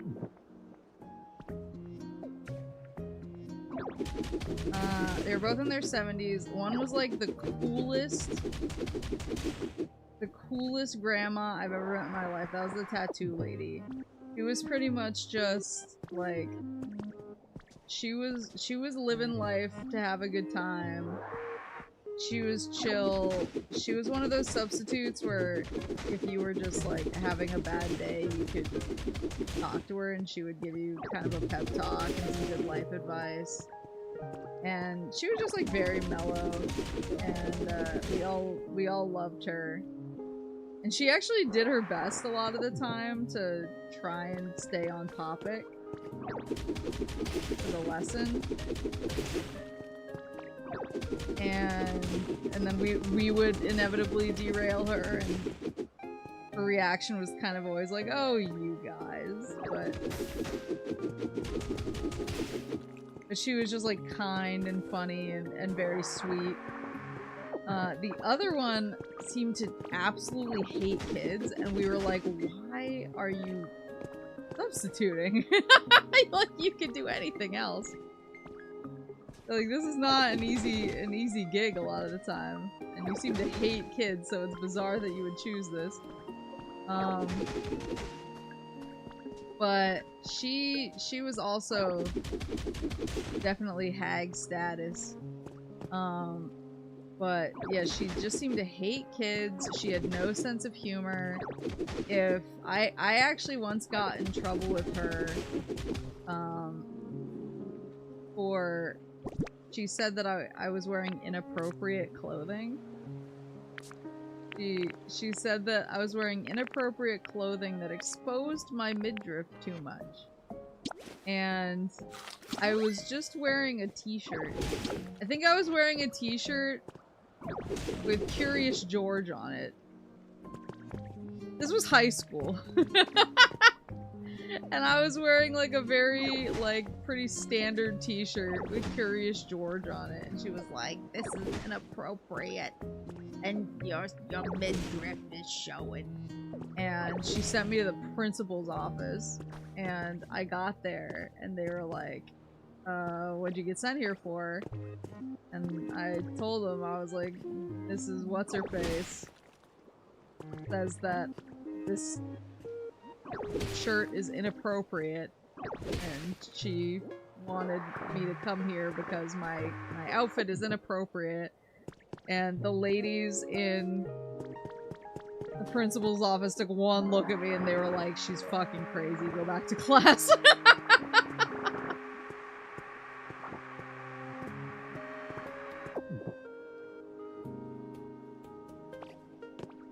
Lead up of this conversation sounds like the other sub is literally Gruntilda. She kind of was, though. That was the thing, and like, I feel like because my class was so small, and we're all kind of from here, we weren't, like, I know that some schools, the kids can kind of gang up on people. Our school honestly wasn't really like that, and we had a lot of subs that we thought were really cool, and we all kind of like rallied around them. We were like, oh, this lady rules, and actually like one of our teachers got laid off one time. And everyone loved her and like rallied around her. It was pretty nice, but this lady was just so wretched to us. Like, I feel like it was a constant ongoing rivalry between her and the students, but like we didn't start the fire, you know. They're going to think you're a harlot. That's like kind of what she was implying, and I was like, it's like a Curious George t-shirt.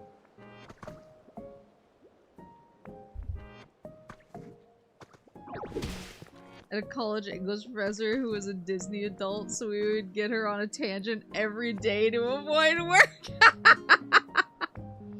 I had a teacher like that, actually. When I had to choose a public speaking professor, I chose wrong at first. Saw the Disney adult was an option for the summer course. Dropped the first, so I'm so glad I swapped. Yeah,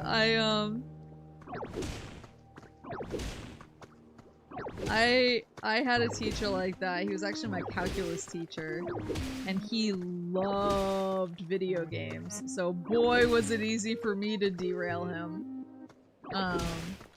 I would talk to him about Zelda a bunch, and a bunch of us would always ask him if he was willing to bring in Guitar Hero.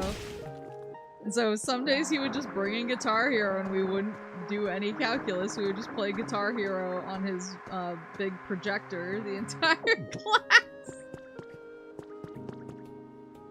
Here we go. This was kind of my vision. I see that there's like more buildings down there too, but my vision here was I'm going to make this into kind of a house, like a cliffside house that looks out on, and it'll be mostly open. I can probably put like my flying Pokemon here because it's breezy, easy breezy, beautiful. But now at least it's like cleared out that project. Still a lot of work to do, but progress was made. I just need to like get the Pokemon here and start moving people in. I think we're at the point now where I can do that pretty handily. But they said that they finished. Finished the floor construction. One fun Zoomer experience is that some days we did school from home before COVID for carbon neutral reasons, and our chem teacher would spend the day streaming Minecraft. What a beast. This? Peek in here? Oh. Oh, looks like it's just a part of the missing floor. That's a ramp! Maple, there you are, bud. Skyline Buildings 4F's all finished. You should definitely check it out while you're here. Yeah, show. Ready for the big reveal? Here we go. Oh, the stained glass! Wait, I love that Victory Bell planter.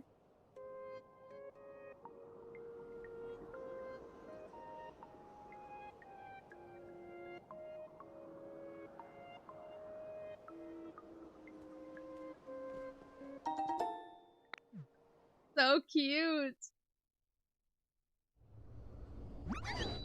We did it. We all worked together and totally fixed up this big building. Maple, all of you, thanks so much for helping me out. I had a blast. So it's finally finished, is it? That's quite the feat for Pokemon alone to accomplish. I had a lot of fun too. It really has become quite a magnificent building. Oh, well then, what are we waiting for? Let's take a look inside, Maple. Uh-oh. What was that just now? This building, what is happening? What the heck's that voice? I hear it coming from above. Oh my, there's something very odd happening in the sky. Wait, who's here? I believe someone was moving on the roof just now. Maple, will you please go check the roof of this building? It might be a Pokemon we haven't met before. Please, Maple, do it for me. I'd be crushed if anything happened to this beautiful building we just finished. Gotta go. Oh, they got. At least we have the elevator. Beep boop.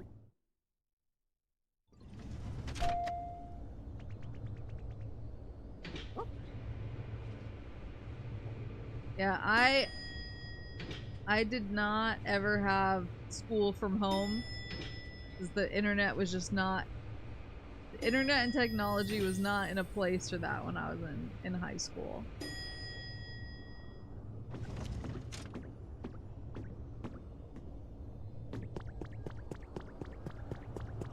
But, oh, this is cute.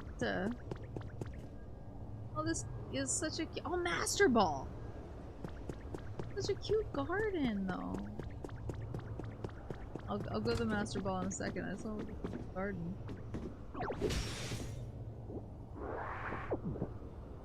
Yeah, I want to fix these stairs too, because they're all rotted. And I want them to look nice.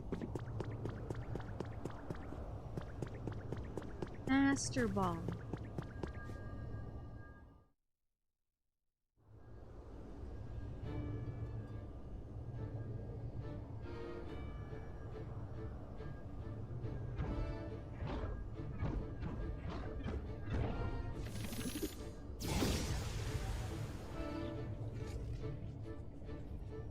You too!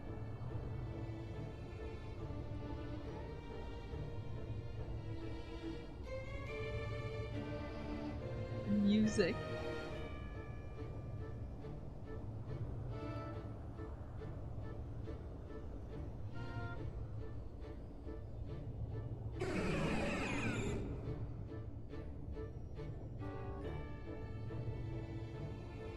Ooh. Greet this intruder with the blazing R that represents the great respect everyone has for Ditto Social. Yeah, he's gonna see my outfit and he's gonna be like, bro.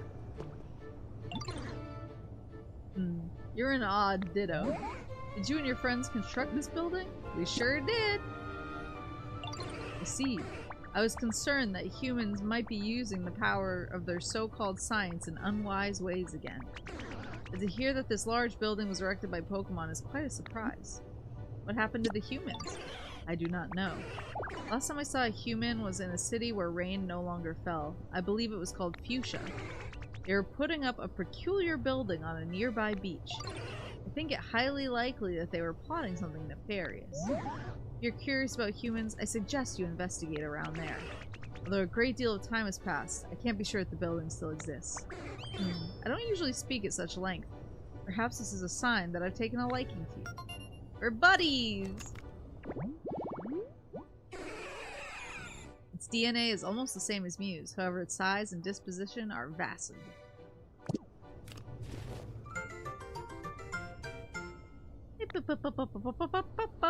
Your trainer rank increased to Master! It's time I took my leave. Perhaps we shall meet again somewhere.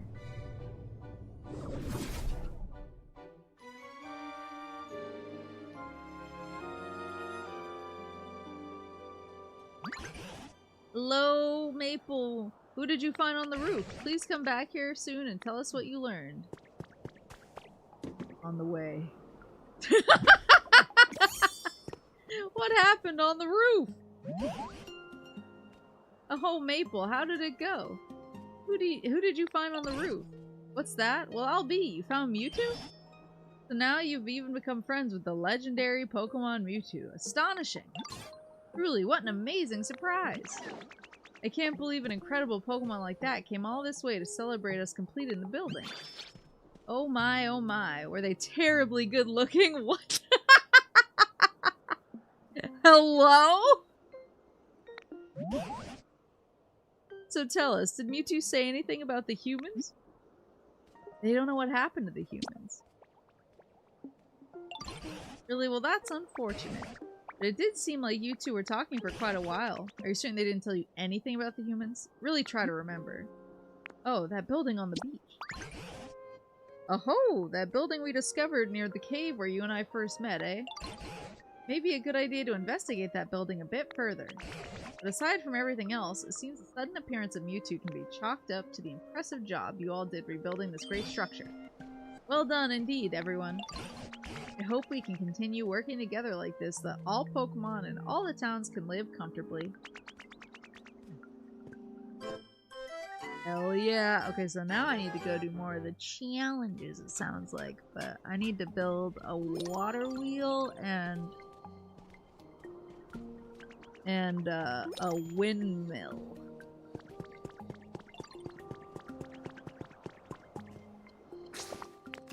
That's...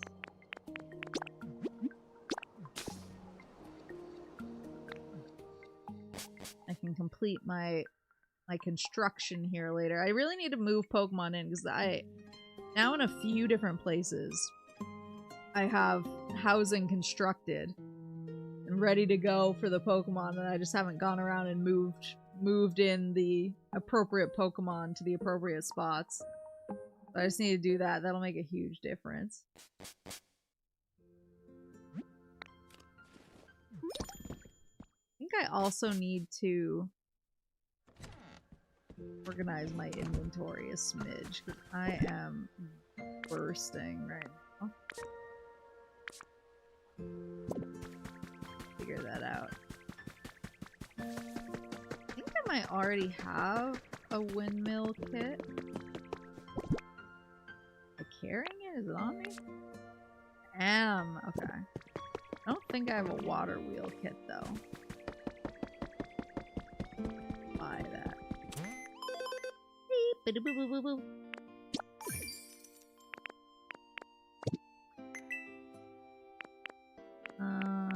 Water wheel, water wheel, water wheel. Where are ya?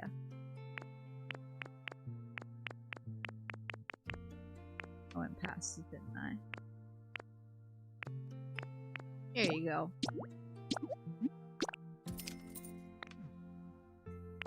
Okay. Furnace, charging station. Guess I'll start with these two and see how much power it takes. Or gives, I guess.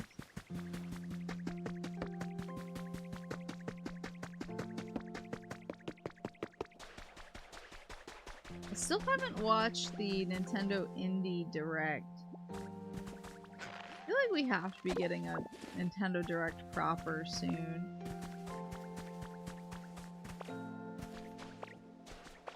Investigate.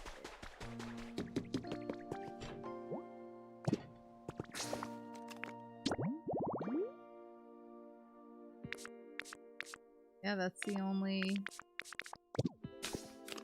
important thing, so I guess I just gotta do it.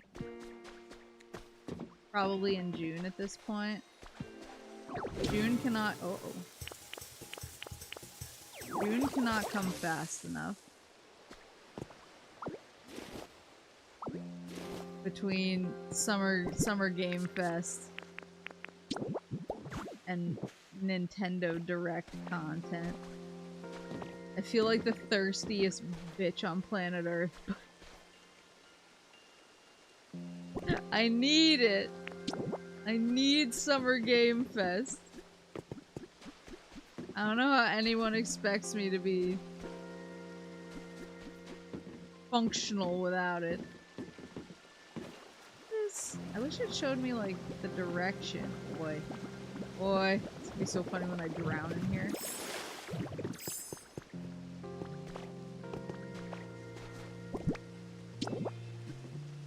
Oh, here we go. That that's right.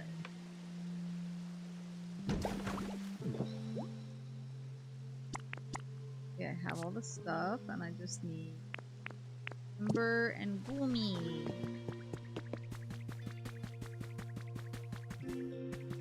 Seems like they're focused on the Mario Galaxy movie, Zelda movie, other non-gaming things. I need them to give me a little gaming as a treat.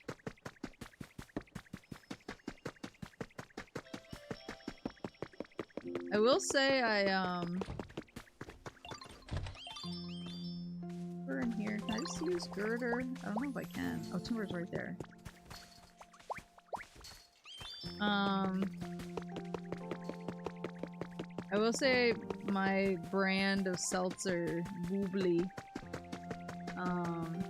had a tie-up with the Mario Galaxy movie, so I've been drinking seltzer out of cans with Mario, like, riding Yoshi for a couple weeks now. We got an overview trailer for the new Yoshi game this week. Oh, that's true! I totally forgot about that. I saw an Onion article about Donald Glover getting announced as the voice of Yoshi. Let me pull it up. I screenshotted my favorite line. Build away. 11:57 p.m. Yeah, I need to look at the new Yoshi trailer. Yeah, the line I liked so much was, at some point in ideal conditions, maybe I would be able to cobble together some feelings about Donald Glover playing a digital dinosaur, but right now I'm tired. Very, very tired, said Wisconsin resident Gina Logan, echoing the sentiment of 340 million Americans who felt themselves getting physically weaker at the mere thought of issuing a judgment.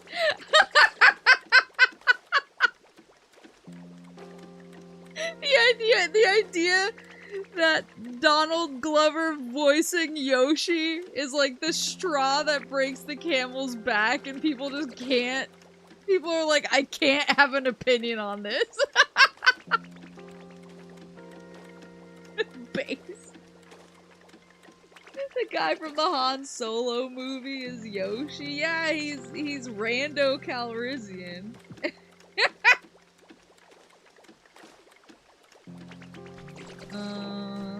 Okay, so we got that there. Yeah.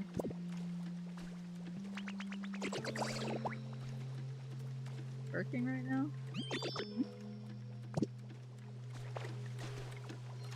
Who's working? Is Goomy just watching him work?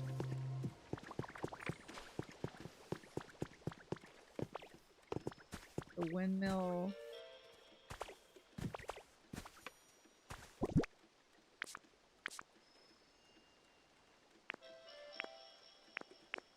How big is it? Not big, but it is tall.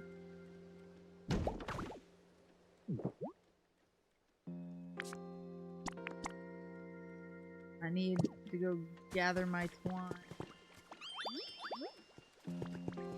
You're coming with me, though. Grab Slowking on the way by. Get that built. When he said this is America, he was referring to Yoshi's Island.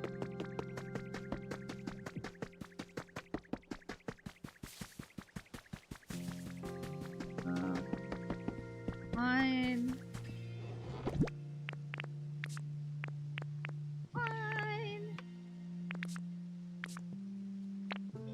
So much twine. Dude. Something else. Oh, they wanted crystal pieces. I think I might have those in my Rocky Ridge test. They wanted crystal pieces. Something else.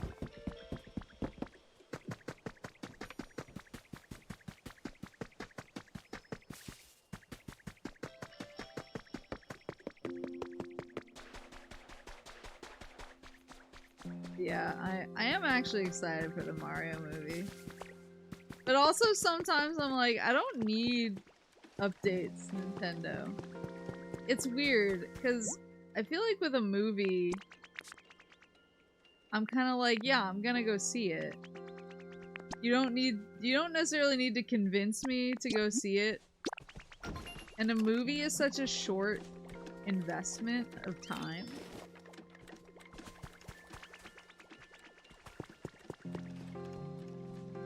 I have 2 sources. Power, we'll see how that shakes out. I feel like a movie's such a short time investment that I'm just like, oh, is it Tinka gear? I think I have some on me. Yeah, I have enough.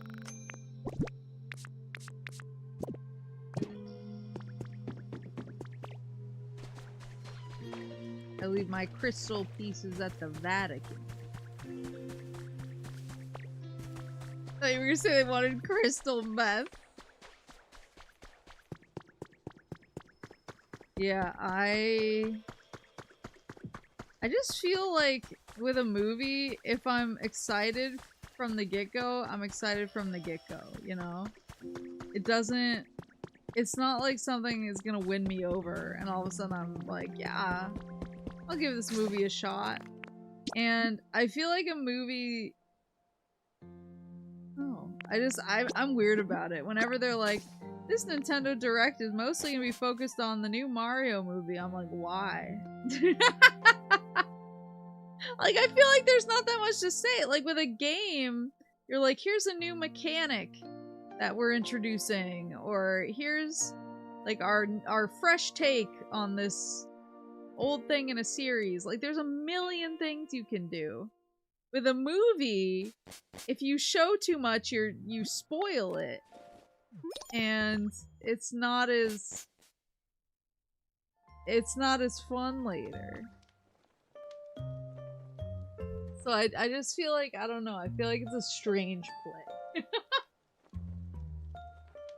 Like, I get promotions wise focusing on it, like ads and like merchandising and partnerships and announcing voice actors and showing maybe what the voice actors sound like. But other than that, I'm like, what is there to say?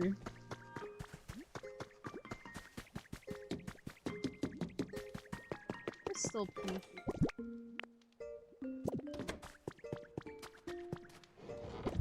There they are.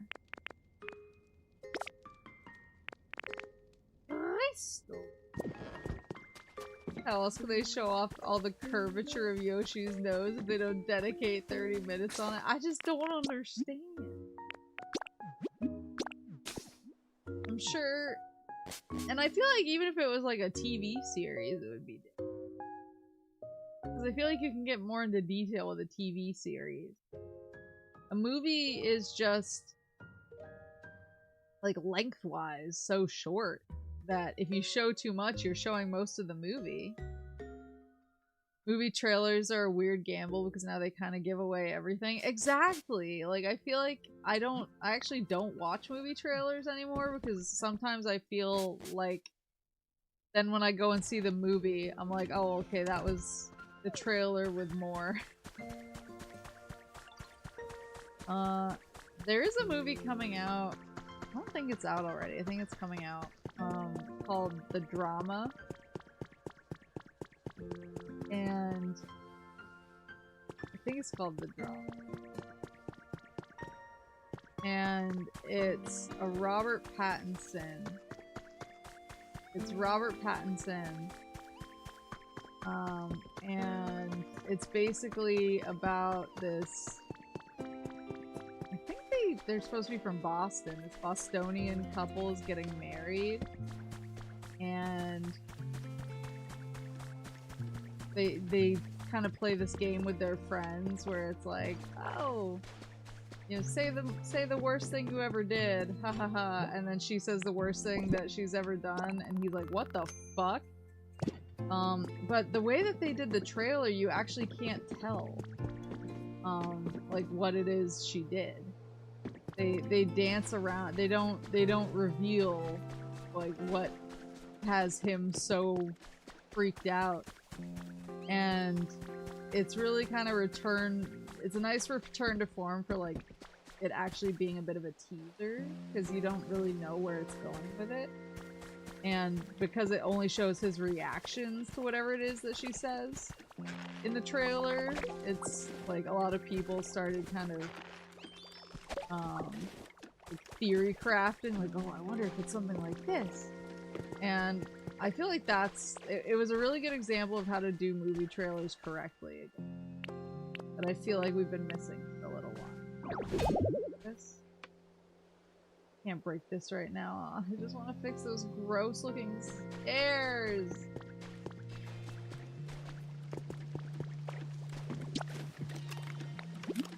Minutes.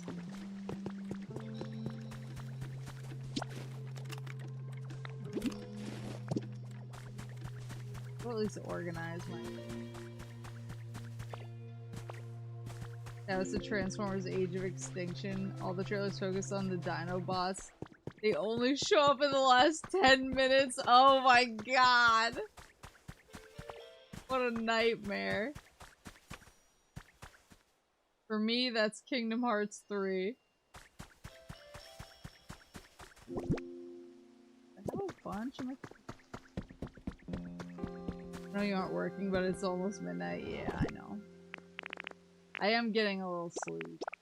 So I want to see these projects completed, and then I'll cozy.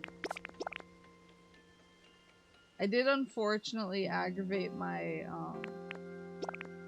my shoulder injury, so I've been dealing with that. I've been dealing with that all week. Kinda sucked.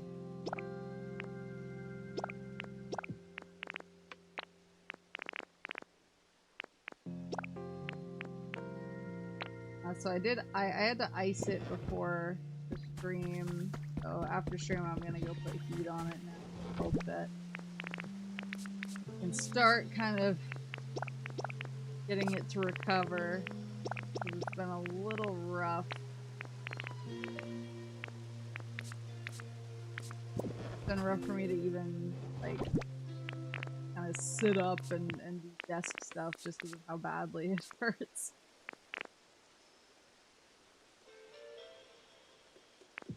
I have so many rough walls. Stone pillar, but these are all yellows. What different? Purple.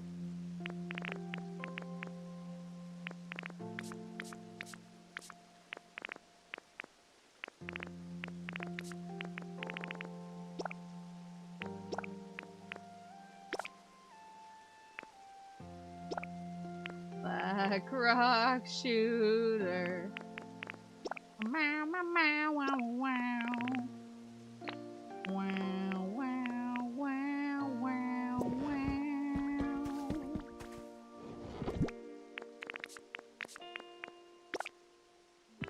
Been having multi-day lower back soreness. Oh no. Gotta ice it, just feel normal for 20 minutes. Honestly, like, I've been having really bad pain in my shoulder, but after I iced it, this is like the first time it's felt better pretty much since last week. So I'm hopeful. I have multiple stats. You need those to get +1.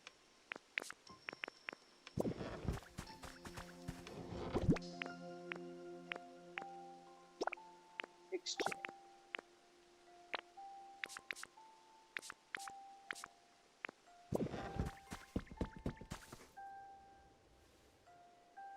Did it start flaring up after you gave the sales team the stone cold stunner?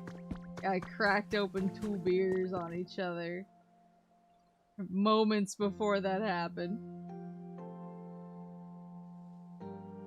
Gotta be careful how you sleep. I do genuinely think it may have been initiated by Sonic and the Black Knight. I hate to throw aspersions. But the timing is suspicious.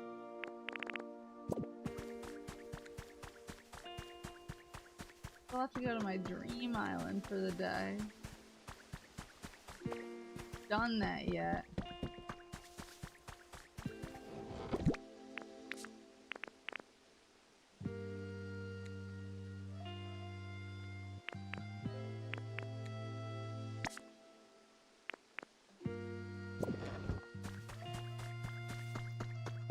I 100% believe that.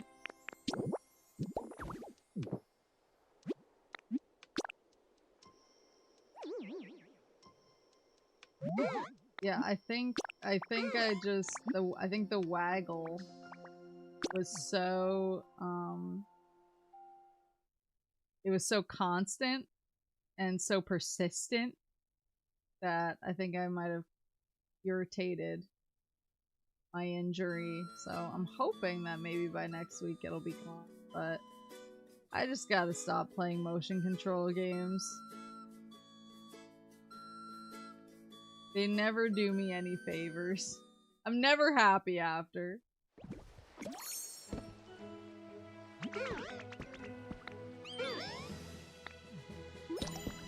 Ooh!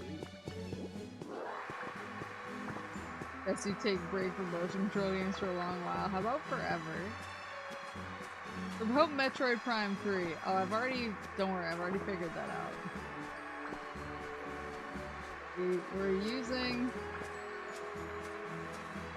We're playing it in a different kind of way in order to avoid me like permanently injuring myself trying to enjoy the Metroid series. Oh, iron.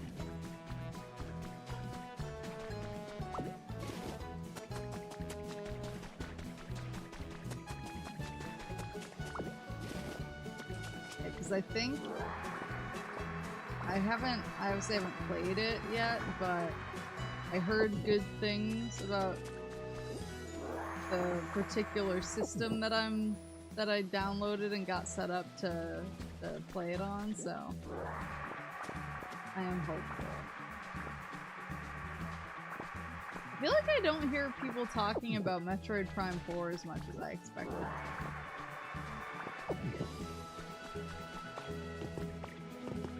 Yeah, these floaty guys over here, these are what Hoppin' spores. For what he wants to, in order for him to give you fun treats.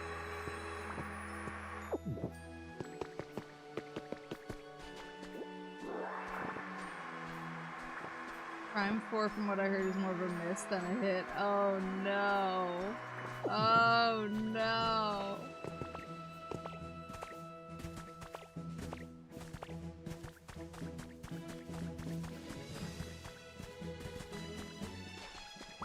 I liked it, but felt it was a few years too late. That's kind of fair. Not talking about Prime 4 is doing it a favor. Oh my god.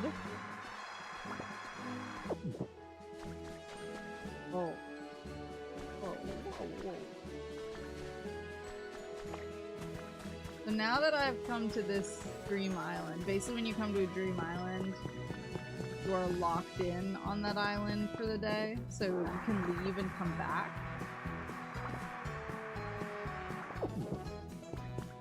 You can leave and come back and it's all good, you just can't go to a different island, so I leave to go do the...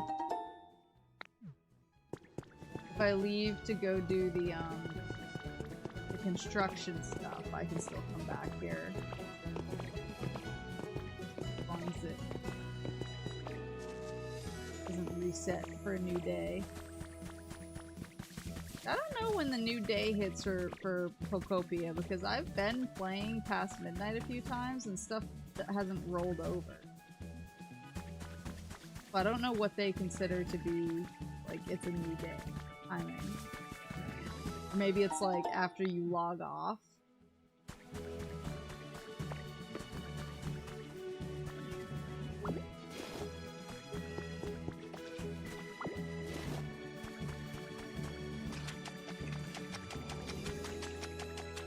your internal clock corrected?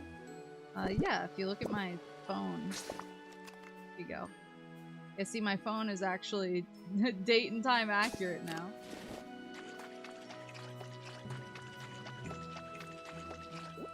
Actual question? Yeah. I'm very curious about this because a few times I've gotten scared and I've been like, I'm gonna like lose my stuff or I'm not gonna be able to go back to my dream island. Nothing has happened.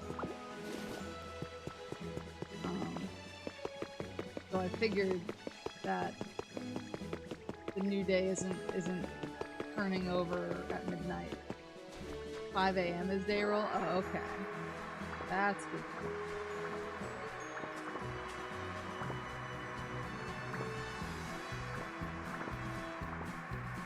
Even if I have to leave and come back.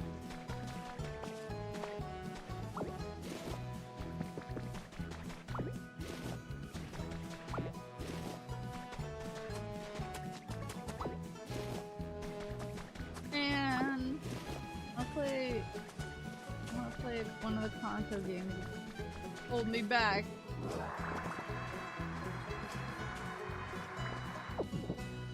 Want to play Pokemon Yellow with quality of life improvements. Bunch of items up there. I still got 5 hours of gaming to go. Don't hold her back.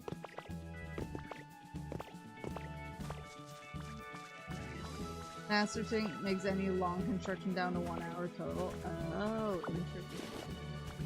That's smart.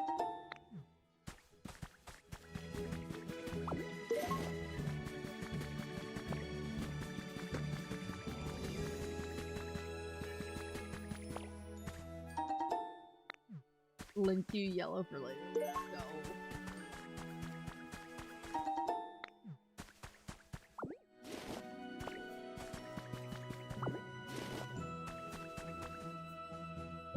What do my elf eyes see?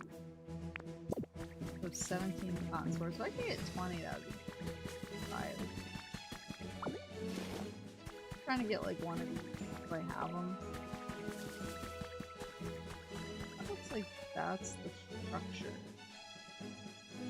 This island. Also the underground area I haven't gone. Maybe there's more of like a house. Surprise. Because sometimes I use Dream Islands as basically like house building material gathering. Squeaky clean.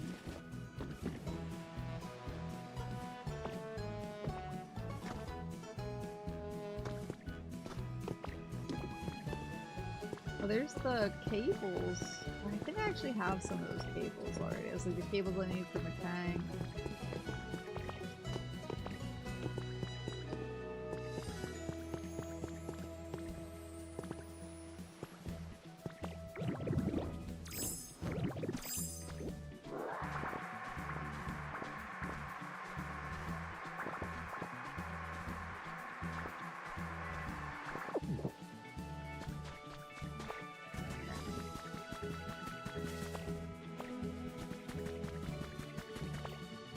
Normal.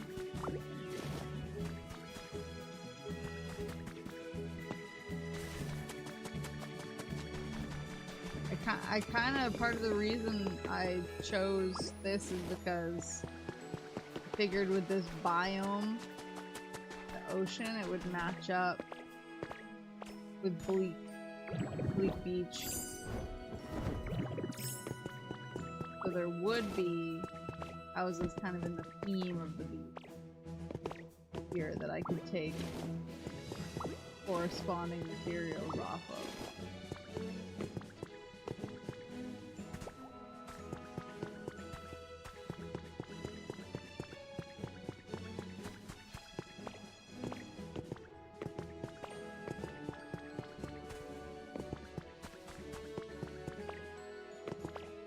Stardust.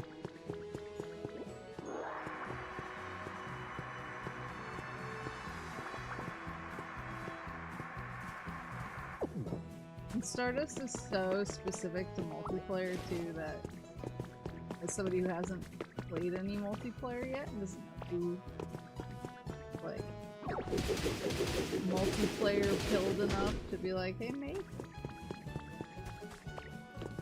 I have a town, come with me. Honey, the fuck is this game? It's POKOPIA.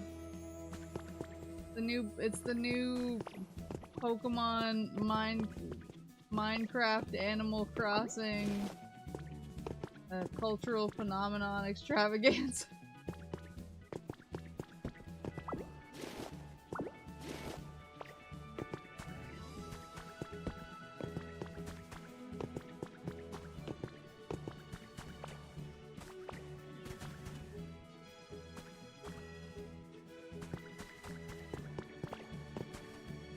For real gamers.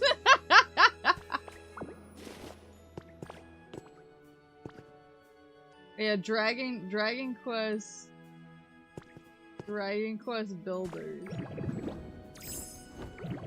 It's the same team as Dragon Quest Builders, right? I keep forgetting that. I go enjoy Minecraft. Am I dreaming?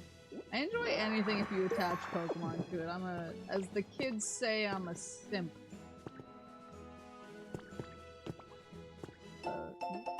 TV schedule. April 12th, Tuesday. The local puppy Pokemon Spotlight. 2 Fido siblings form a strong bond with the owner of Mesagoza's most popular bakery. You won't make it through this story with dry eyes.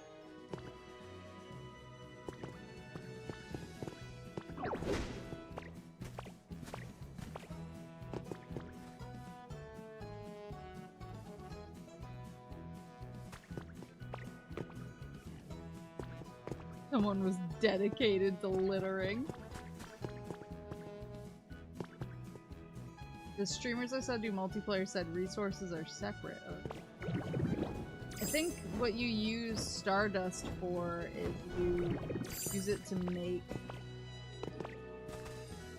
those little like comet dudes, and then when you gift them to like your friend's Pokemon, they'll be willing to come live on the island. So if there's Pokemon you've been having a hard time shooting or getting to show up in your habitat and your friend has them, you can use them to kind of yoink them over. I just have so much of it. I escape to the other side.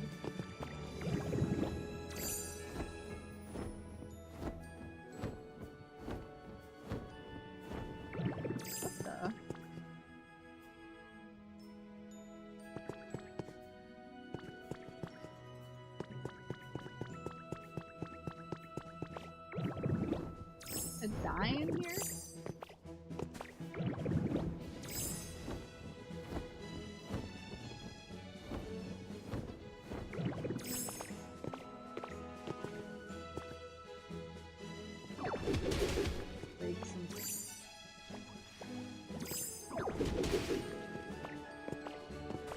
Good golly.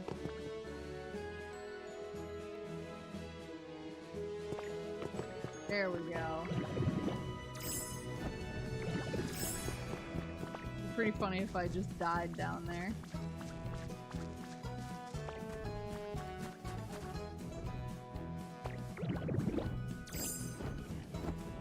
Let's before I do anything crazy, we'll check on building stuff. And then I can go to bed, or I can at least pretend to go to bed. I can pretend to go to bed while I wrap up my dream island.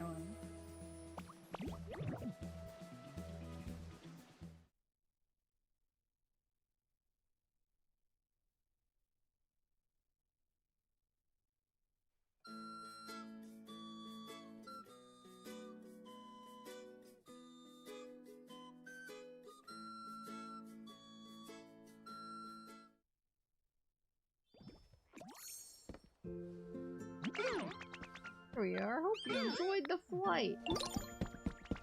I'm gonna go to the Dream Island IRL. What would be a better... I was gonna say, I wonder what would be a better plushie to get to a Dream Island of materials I want, but I think it is a little... I probably can't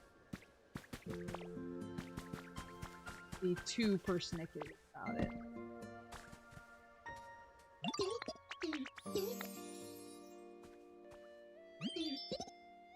Ta-da! My windmill. Then water wheel. I hope I placed it in the right way. Oh, thank God.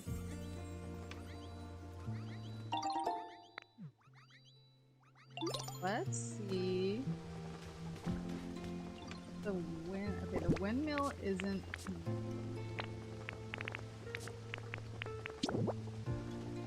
But yeah, but this first spot.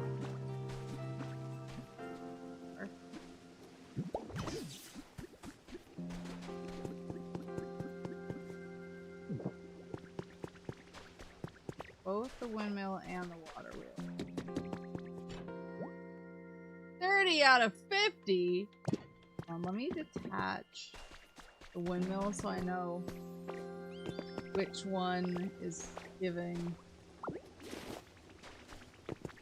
Maybe they're both giving. 20. Okay, so the water wheel is actually giving 20. Or, yeah, and the windmill is only... So I could... Maybe I should build an extra water wheel up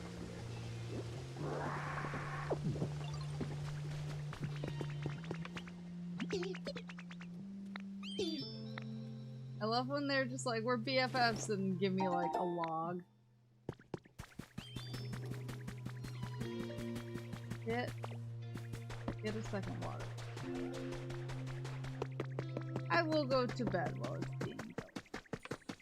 Parentheses, allegedly. I know that the second I log off, I'm gonna do things I want.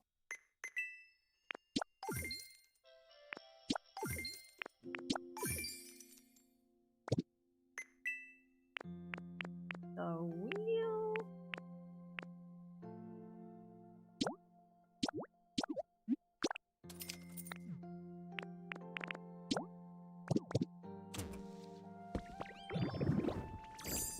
I do like using Flying Dragonite, a little bit of fast travel.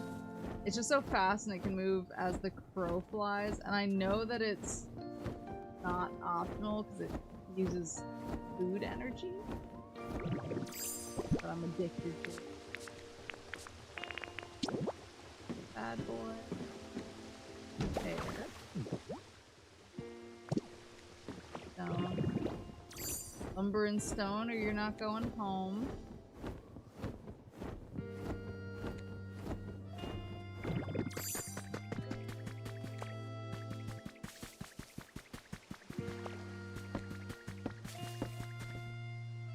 Back.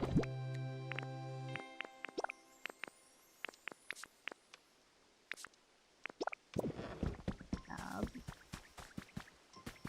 And Gumi, because I know that they can build this.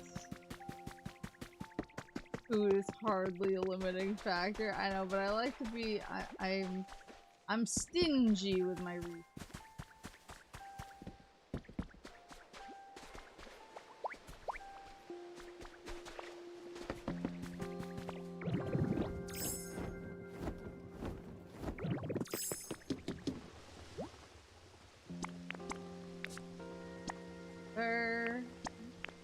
Go. Alright, and it's 12:30. Good to know. I will be able to bask in my accomplishment tomorrow. But it's super duper late, so I'm gonna go to sleep.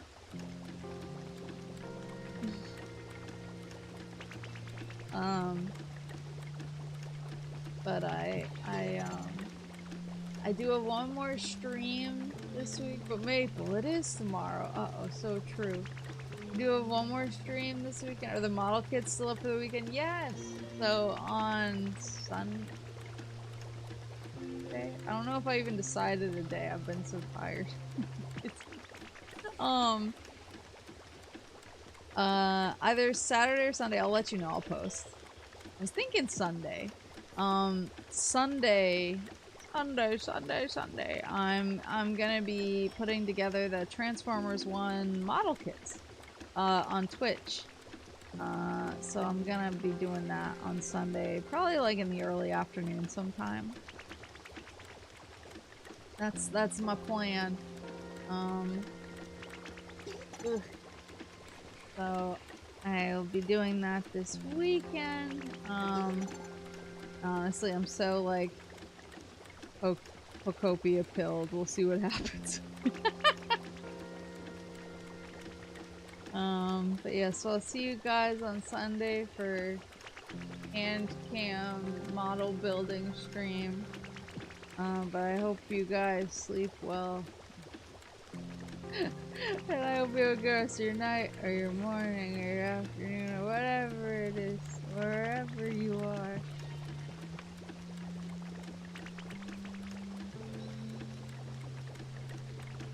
I know it's super.